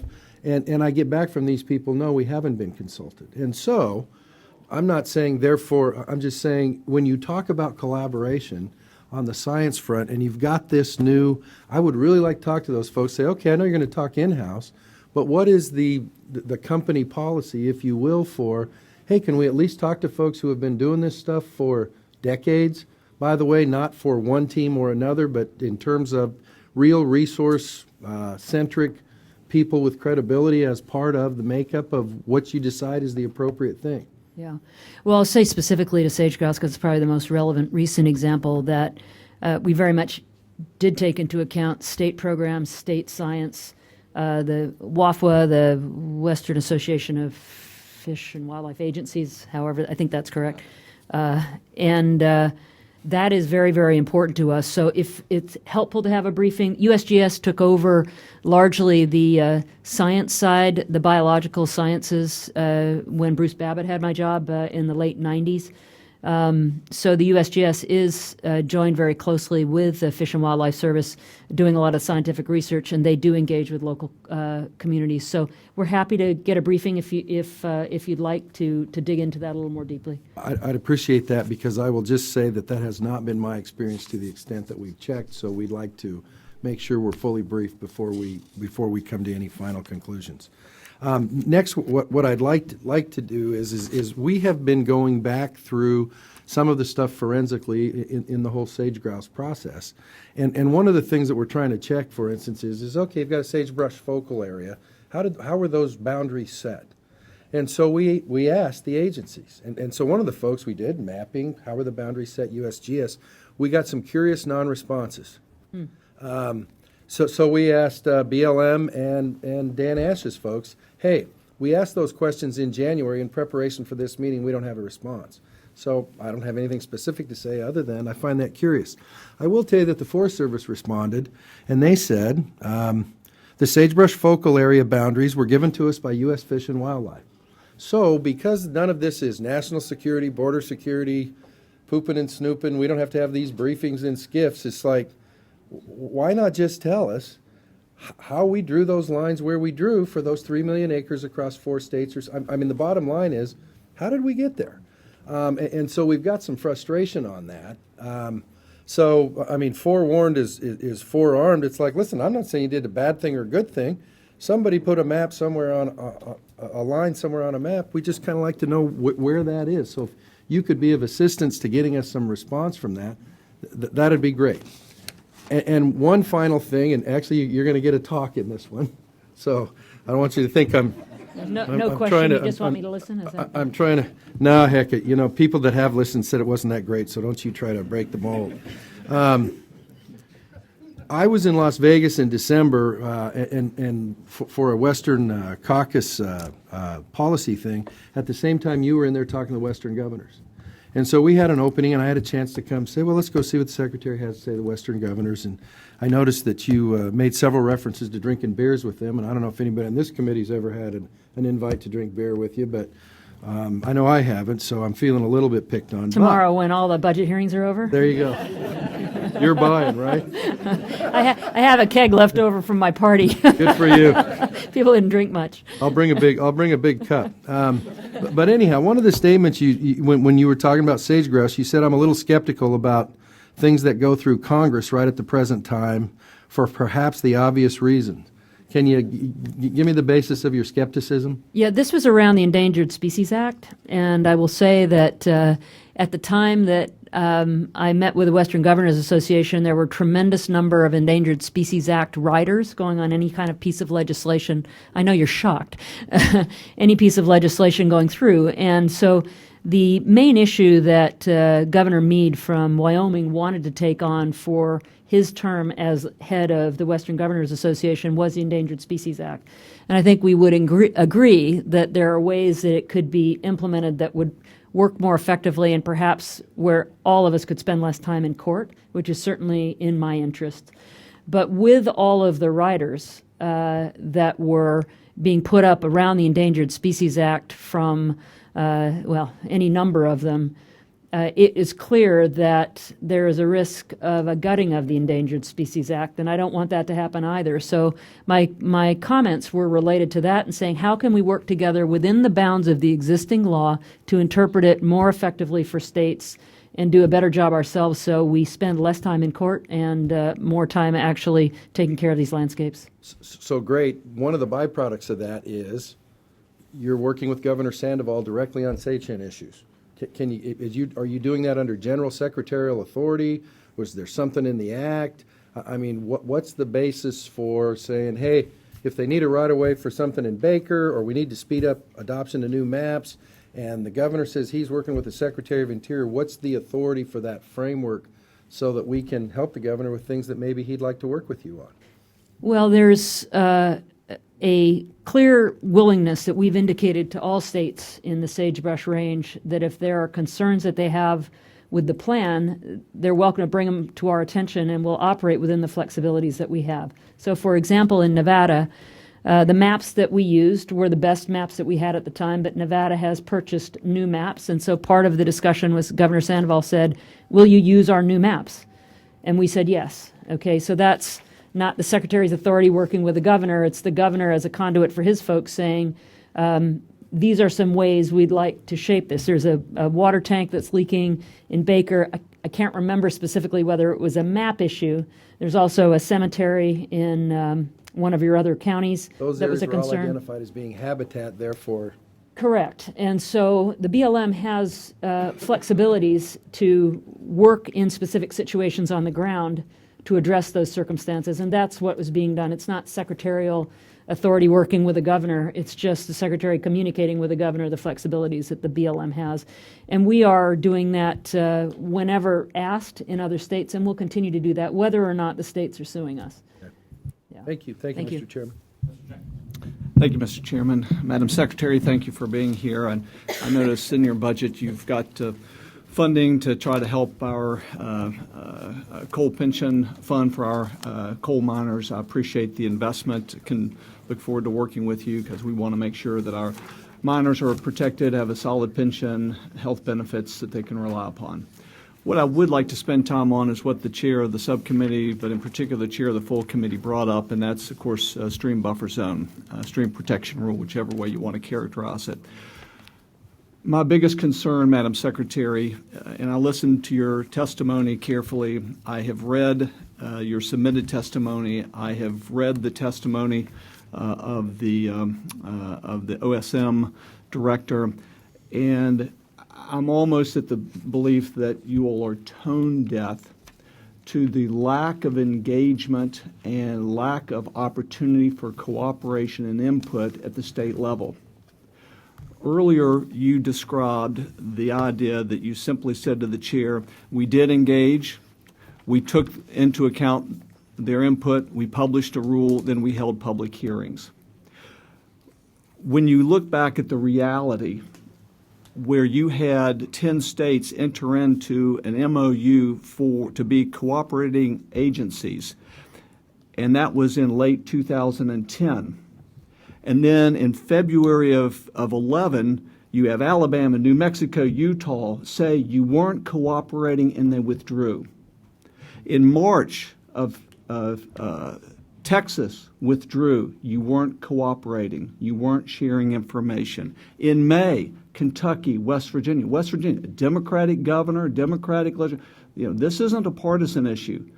You weren't cooperating. You weren't sharing information. They withdrew from cooperating agency status. Indiana, Montana in July. Then we have to come in with this rider on the Omni directing that you share information. You have systematically denied, refused FOIAs.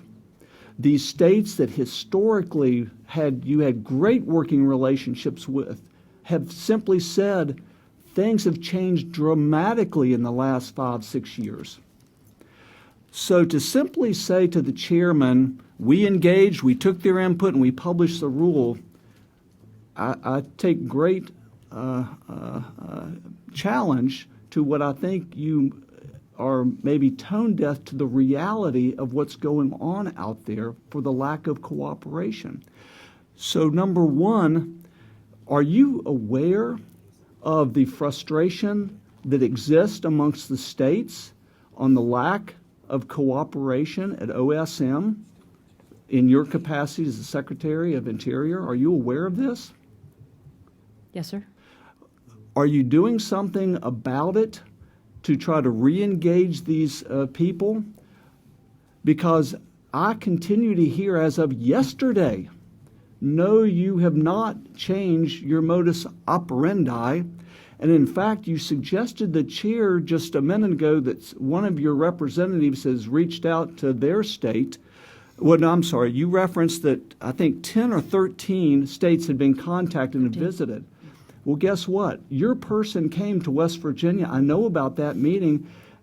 And our folks at DEP specifically said that they represented, we are not coming here because of this new mandate. We're really just talking about things from the past. So my question is a couple of things. Number one, of the language that is contained in the Omni that talks about the stream buffer zone rule and your mandate, I heard you say earlier that you intend to fully comply. My question is, do you believe this is legally mandated and on you to do this? I believe that if it passed in the legislation, which it did, then we are legally mandated to comply, yes. Secondly, the issue of all technical reports and data as the chairman ran through. Are you going to be reviewing and releasing some, or are you truly going to this 5, 6, 7 years, which this, I believe, requires all reports, data, analysis, comments. You're going to turn this over to all of the states. Plus, I heard you say you're going to make it available on the web. So is everything going to be put out there? I will have to rely on my people at the Office of Surface Mining on what is in compliance with the order. I don't know, exactly what the order says, nor do I know, what material that responds to, but they will be responsive to the request, and they'll do it in accordance with the Omni. Well, it's not an order. You've just said it's legally binding. This is the law. Right. It was signed by the president, so it's not an order, it's the law. And I'll just read it. OSM is directed to provide the states with all technical reports, data, analysis, comments received, and drafts relative to the environmental reviews, draft, and final environmental impact statements. Will you provide all of that information? We will comply with the law. Okay. The other question. Can I just note, Congressman, I believe that was report language. It's not statutory language, but nonetheless, our intent is to comply with that report language. Well, I asked the Secretary if it was legally binding, and she just said it's the law. So are you trying to correct her and say, well... He's trying to correct me, and I stand corrected. Thank you, Mike. So now what I'm hearing and sensing is that you don't think it is a requirement of law, and therefore you may not have to comply fully. I was just being technically correct as to what the language is, and there is a distinction between statutory language and report language. Let me ask this question for the gentleman. Your intent is to comply to the reporting language in the bill, and there's no reason not to be transparent and to provide the information to the states that have asked for this. That's and correct. By the way, just to the point of Mr. Jenkins, and by the way, these are governors that are both Democratic and Republican that have asked for this information. This is not, as it was pointed out, not a partisan issue. I understand that. I also know that there was a tremendous amount of work collaborating with the states up front, and also a desire to get something done. And so I know you'll have an opportunity to meet with Joe Pizarchik, who runs the Office of Surface Mining Reclamation and Enforcement. He's deeply involved in this, understands it, was a state regulator, and I think that will be much more effective in being able to answer the detailed nature of your questions as opposed to me. We'll be meeting with him tomorrow. Thank you. Mr. Joyce. Thank you, Mr. Chairman. Madam Secretary, I'd really like to investigate where exactly this keg is right now. And well, I know you know how important the Great Lakes are. And as a matter of fact, to quote you, you once wrote, "The Great Lakes are monumentally unique national treasure containing nearly 95% of the United States fresh surface water. Formed by the receding glaciers, the Great Lakes support a thriving, resilient ecosystem rich with fish, wildlife, and abundant natural resources. I would add rich cultural, historic, commercial, and industrial resources as well, but we certainly agree on that point. Given all this, I got to tell you, I find it disturbing that the President has once again proposed a cut to a program that is producing such terrific results. If there's any program we should have hold up as a model of intra- and intergovernmental and non-governmental cooperation that really produces results, it's GLRI, Great Lakes Restoration Initiative. Do you have any explanation for why we continue to see these proposed cuts to GLRI? As you know, that's in the... You know where the keg is? No, she doesn't. She hasn't told me yet. That's actually an EPA program, and so I would just encourage you to talk to EPA about why the cut was taken. My understanding is that there are some carryover balances remaining. That is part of the reason for a reduced funding level, but I think EPA is in a better position to discuss their budget. Thank you. That brings me to my next question, which says the actual cuts proposed by the EPA include $2.1 million for the Bureau of Indian Affairs, $400,000 for the National Park Service, $11.1 million for the Fish and Wildlife Service, and $8.2 million for the USGS. Can you describe to me the consequences that your agencies face if we were to fund the GLRI at the President's proposed levels? So just let me talk specifically the Department of Interior's budget, because we actually have $69.9 million. We are very supportive of the work that the bureaus are doing in the Great Lakes. Obviously, the additional money we get from the Great Lakes initiative is incredibly important to our bureaus and that kind of cross-agency effort.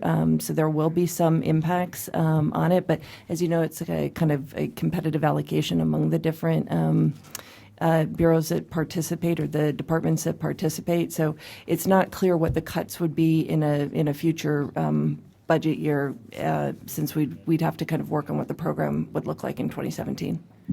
Let me just say, though, that the EPA money has been used to address invasive species, water quality, and ecosystem health. So without the resources that we've had in 2016, those are the areas that would be directly impacted if we didn't get funding from the EPA at an equivalent level. Beautiful, because that brings me to my next question. The U.S. Fish and Wildlife Service has a critical role to play in working with the U.S. Army Corps of Engineers to help it understand the urgency relating to the movement of Asian carp toward Lake Michigan. In 2015, juvenile Asian carp advanced 66 miles closer to Lake Michigan.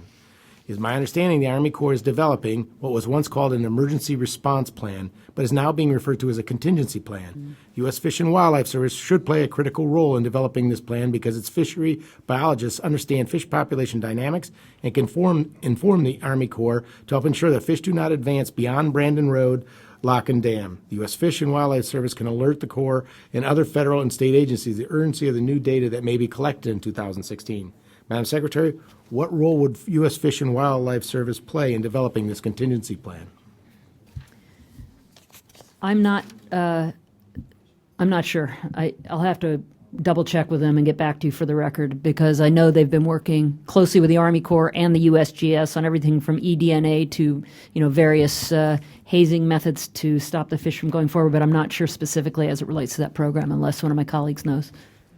So we'll get back to you on that. I would just propose to you that I really believe this is one of the most bipartisan as I said before, intra-governmental, extra-governmental, private affairs, everyone working together. And I really urge you to get on top of this because we only have one chance to do this right. And we got to stop talking about those Great Lakes and start talking about as national treasure because we can't afford to screw this up. With that, I yield. Thank you. Ms. McCullough. Thank you, Mr. Chair. To Mr. Joyce, we'll get back and figure out what's going on because we had legislation and the Army Corps might have been assigned something because it had something to do with navigable waters, but we'll get to the bottom of it. I wanted to follow up a little bit on, without getting in the specifics of what happened in Oregon, because I know that's an ongoing. So these are questions in the most general of sense. I would like to know what the Department of Interior is doing, and I had a discussion with BLM, the Bureau of Land Management, on this, and I had a light discussion with Forestry Service. First responders are quite often what the national parks folks are, fish and wildlife. Sometimes they're responding to an accident. Sometimes they're first on scene to investigate damage done to a property on Park Service land, or they're checking something out that's been reported to them by a hiker in Fish and Wildlife, or they're looking at a floodplain after something's gone through Fish and Wildlife. And I point this out because we've had fewer employees that out there working on a lot of these projects and protecting our lands and making sure that visitors have a safe and good experience. And they're out there more increasingly alone, farther away from help should they need it, whether they become injured or they stumble upon something or feel that they're in an unsafe situation. So if you could maybe tell us what the department is looking at doing for enhanced employee protection and personal safety, whether it's out checking on a hiker or whatever, and if you have the tools that you need, or if this is something the committee should be requesting you to kind of put together what needs to happen. And then as damage is done, whether I was at Voyagers National Park and somebody decided they'd have a better view looking at what they wanted to by breaking a chain on a picnic table and sawing down a tree. The park superintendent thought she was maybe going to be able to figure out just what camper did that. But, that's damage to public property. Are you seeing an increase to damage to public property, whether it's some of the things that are going on that are unlawful or just people just not using common sense? And what should we be doing to work with you to make sure that those things aren't starting to impact your budget in a negative way, because your budget dollars are so tight? We're trying to work on backlog and that. So you could just kind of tell me, we've known, to use a word climate, the climate has changed out there for some of the responsibilities and some of the things that the Department of Interior is starting to experience now, and the Forest Service and BLM. What do you need? I'm going to answer at a high level, and I'm going to turn it to Chris, who oversees our Office of Law Enforcement and Security. Let me say this, that you're right about the kinds of jobs that they do. They're first responders. I did a hike in Shenandoah up Old Rag, and as I was coming down, they were launching a rescue. They were actually physically going to have to carry somebody down the mountain that had slipped and had a bad dislocated shoulder. They needed 20 people to be able to do that evacuation. They were calling them in from all over, volunteer search and rescue and so on. That is quite common. In fact, on that particular hike, it happens multiple times every week. The Fish and Wildlife Service has relatively few folks, and a lot of times what they're doing is, ensuring that people are abiding by the hunting and fishing laws. So really more like game wardens. In the case of the Malheur Refuge, there's one law enforcement person assigned to that refuge, and clearly lots and lots of reinforcements needed to be called in. The BLM, we have roughly one law enforcement person per million acres in the BLM. Most of the people that are out enjoying BLM lands in parts of the West are armed. So when you're by yourself patrolling, it's risky. So we are deploying GPS devices for all of our BLM rangers out in the field so that they know we know where they are. In some cases, we are patrolling with two together, which means we're patrolling half the area that we were before, but their safety is obviously of paramount importance to us, as is public safety. I think the situation at Malheur and some of the increasing risk that we see on public lands is something we need to be very aware of, and our people are very vulnerable. We've had threats, guns fired in the air when people were doing surveys to chase them off the land. We've obviously left. We've had situations where armed militias have been called in when we have tried to enforce our mining laws. That's in the state of Oregon also. So there is increased heat, I'd say, and part of the answer to that is going to be working with communities, as we had done in Harney County before, which I think was very helpful, and as we are doing in communities across the West. But our law enforcement people could use improved devices like the GPSs and so on. We don't want to militarize them. That's not what they're for. As we have more visitation, we have a greater need for law enforcement. We're not necessarily able to respond, but we do try and have cooperative relationships with local law enforcement that helps. Chris, do you want to talk more specifically? Sure, I'd be happy to.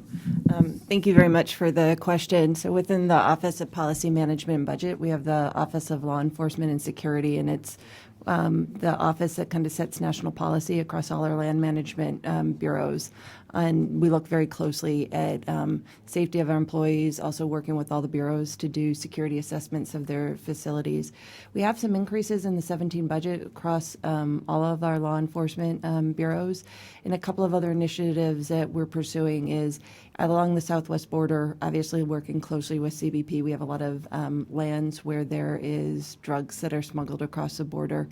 So we've worked on a southwest radio interoperability initiative there, so that us working with other federal agencies, Forest Service is part of that, to make sure that we have really good radios in place and that they're interoperable, and we're looking to how we can expand that actually as a pilot across the nation. We have some increased money in the BLM budget for that purpose, because they're kind of the governance structure for that to support all of the other bureaus. So efforts like that where we can improve our technology and get it better interoperability are also things that both help keep the public safe and keep our employees safe as well. Just a point to Ms. McCollum's. We, as you know, we have this growth in marijuana grows, not just on Department of Agriculture property, forestry, but on BLM property, all kinds of property. I've been told by law enforcement, it's primarily two major drug cartels coming out of Mexico. Every once in a while, they like to shoot each other, and people get caught in the crossfire. So it's something we need to keep an eye on and deal with. So hopefully. Sometimes they set up booby traps for our people too, including in national parks like Sequoia Kings Canyon. So it's a high risk. Right. I'm hearing a lot more about it lately. It seems like it's a growing problem, not one that's going away. I'm going to talk a little bit about the Antiquities Act.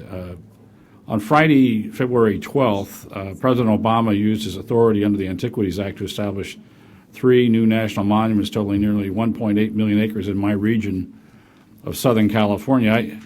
I was driving down the freeway and heard about it on the news. Unfortunately, I wasn't provided the courtesy of being notified by the President's action by your department or the White House in advance of the announcement. Neither was Congressman Cook. By the way, over 70% of his district was impacted by that. It represents the Mojave Desert. And I don't care, which administration it is. Members of Congress deserve to be notified when something like that is happening, where we could at least be prepared for the onslaught that comes. And I know that Paul Cook certainly got some. So we don't want to read about it in the Washington Post. I apologize on the phone. I'll do it in front of the cameras as well. I'm sorry that you did not receive a call, and neither did Congressman Cook from the administration. As I mentioned in my opening remarks, the President has used authority under the Antiquities Act 22 times since 2009 to bypass Congress and designate 4 million acres as national monuments. So obviously this is going to have some fiscal impact, budget impact. How are you going to pay for all this? Some of the, in the budget like the BLM budget, we have increase for national conservation lands in general. The national monuments that are on BLM lands are typically within the national conservation lands. The monument designation in and of itself doesn't immediately increase the cost to maintain these landscapes, but over time, as there's increased visitation, there is an expectation that we will likely have that, an increased cost. We are doing private philanthropy in some cases in some of the monuments that have been designated. In fact, in some cases, the monuments themselves have been a donation to us with endowment or support to continue to support what they need as they welcome additional visitors. But like national parks and monuments that are created by Congress, to the extent that there are increased costs, those will be reflected in future year operating budgets once we have done an assessment of the needs and have an operating plan. So to the extent that goes up, we would ask for that in a future budget.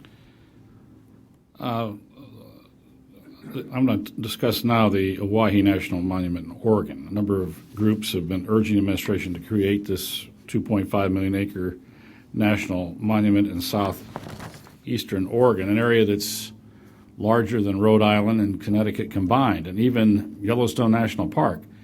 These efforts included high-level meetings with the White House Council on Environmental Quality and other agencies. The proposal and campaign has generated strong opposition from the area, local residents, local governments, certainly the local congressman. I've heard from him. With Malheur and other surrounding counties formally opposed to this designation. Potential restrictions for access and grazing use on these lands is strong concern. It was mentioned earlier, where multi-generational family ranching make up a backbone of the local economy. And I understand that there's conversations taking place now between the BLM and some of the interested parties, and certainly requests for the administration to make public its position and plans for the Owyhee Canyon lands have, I guess, nobody's hearing anything. So, the biggest fear is silence. Are there any Department of Interior personnel assisting anyone in the White House, the Council on Environmental Quality, or elsewhere in the administration with technical or other support related to the designation of a national monument around the Owyhee River in southeastern Oregon? As I said to Judge Grasty from Harney County and also to Congressman Walden, I'm not aware of any efforts that are going on right now with regard to Owyhee Canyon lands in our department. There's been an interest expressed by Congressman Blumenauer from the Portland area, from Keen Footwear, as part of a Live Monumental campaign, but I've not seen any information, nor have we held any community meetings or discussions with people around Owyhee Canyon lands, to my knowledge. Mike, do you know of any? No. Would you please confirm whether any such assistance is being given or provide a written response back to the committee based upon that conversation, so where we can have that, if I can share that with Mr. Walden? Yes, I did share it with him yesterday at the hearing as well. Okay. Good. Well, thank you. Any other questions? Ms. Pingree? I'll be brief. Thank you again, Mr. Chair, and thank you for your time in front of the committee and answering such a wide diversity of questions. I just want to talk about a little bit native plants in the Park Service. As you know, I know you've been to Maine, and I think you visited Acadia National Park. This is our centennial year as well as the park, so it's a very exciting year, and we appreciated that Ranking Member McCollum has been able to visit us, and we're hoping that maybe the chair and other committee members can come to one of the most spectacular and most visited parks in the country and enjoy our lobster dinners, which are it's coincident with there. Visiting the park. Yeah, they pretty much just walk up to you when you come to visit. The lobsters do, and the butter's there, and it's a simple thing. So anyway, I just want to talk briefly. I mean, we talk about so many important parts of our spectacularly beautiful national parks, but one thing we do concern ourselves with are native plants and flowers. And I know you're increasingly concerned about invasive species and the crushing presence of the emerald ash borer and a variety of other things that can interfere with keeping our native plants strong and present. I think about a quarter of Acadia's flora is non-native, and about 25 species in the park are listed as rare parks. So I just wanted to hear you just talk briefly about the National Park Service program for native plant restoration and their National Resource Stewardship budget. Can you tell us a little bit about how you work on this effort, where you've had success stories in reversing some of the challenges of species loss and the importance of species in our ecosystem overall? I'll talk at a high level, and Chris, I don't know if you can come up with numbers specifically on this while I'm saying a few words. This is a huge challenge across the national parks. Emerald ash borer, woolly adelgid, which has wiped out the hemlocks largely in Smokies. The pine bark beetle, which is a native species, but because of climate change and a few degrees higher temperature, is wiping out a lot of the pine forests in the Rocky Mountains in particular, and other parts. This is a huge issue, and we can't keep up. We can do damage control. Early detection and rapid response on endangered species is part of our budget here, which will be across the landscape, not specific to the National Park Service. The use of Youth Conservation Corps crews and local volunteers to actually do some of the hard work on invasive species removal is continuing. But I would say the invasive species in general are winning. So it becomes a triage effort. Where can we protect a grove of trees and treat those trees or treat in the immediate area when we can't treat the whole landscape, so that we're not losing the species entirely, but we can't stop the onslaught, especially for some of these insects that are taking advantage of slight changes in climate, which would include the tick population you mentioned also, just slight increases. Chris, do you have any numbers you want to share? So the one thing I also just mentioned is last week we did a framework on early detection and rapid response, which is actually very critical in terms of trying to have a national framework to look at addressing invasive species. But what the Park Service is requesting is $18.3 million overall for control and management. But I'll get back to you on the record for specifically what's happening at Acadia. Great, thank you. Thank you, Mr. Chair. Yeah, I just real point before I go to Mr. Amadei is on the pine beetle. Better management would go farther too. We have a tremendous overgrowth in some of these forests in the west, and there's too many trees per acre, and that's causing the stress and the lack of water, which is helping that along also. Mr. Amadei. Thanks, Mr. Chairman. Madam Secretary, since you're kind of checking into that monument stuff, I would appreciate it if you could check and see what your folks did, if anything, in support of the designation of the Basin and Range National Monument before the actual designation. So if there was any sort of workups or anything else like that, just a general description of what you did pre-designation. And the final point is this. I know you've made a point of saying, hey, we work with the communities and stuff like that. There actually was a meeting before the Basin and Range designation.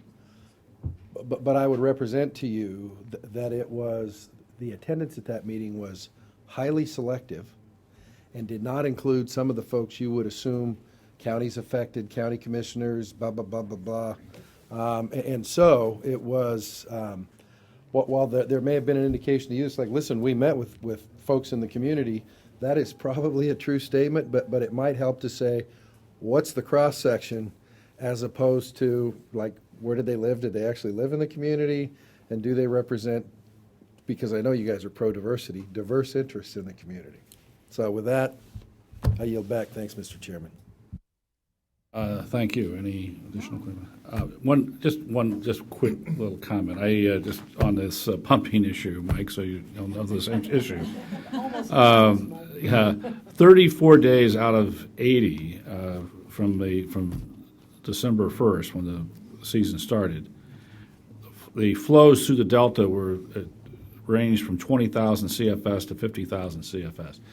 You had days where literally 98% of the water was flowing through underneath the Golden Gate Bridge, and so it begs the question: how much water is necessary for smelt population, and how long is this season where we're not being able to pump? I hope that's over with by now. I hope that season is over with the smelt as far as we can start pumping this water. And you do have the authority once you're convinced, I guess, that the smelt is no longer where you have a different water flows that you can pump in excess of 5,000 cubic feet per second. In case we do have significant storms, we have to take advantage of this. So I just want you, I'm following this every single day. And, okay. All right. Thank you very much. We appreciate your coming, Madam Secretary, and have a wonderful day. Bye-bye. Thanks for the hard work of the committee and the staff. You guys do a really, really good job. Great. Thanks. Thank you. We're adjourned.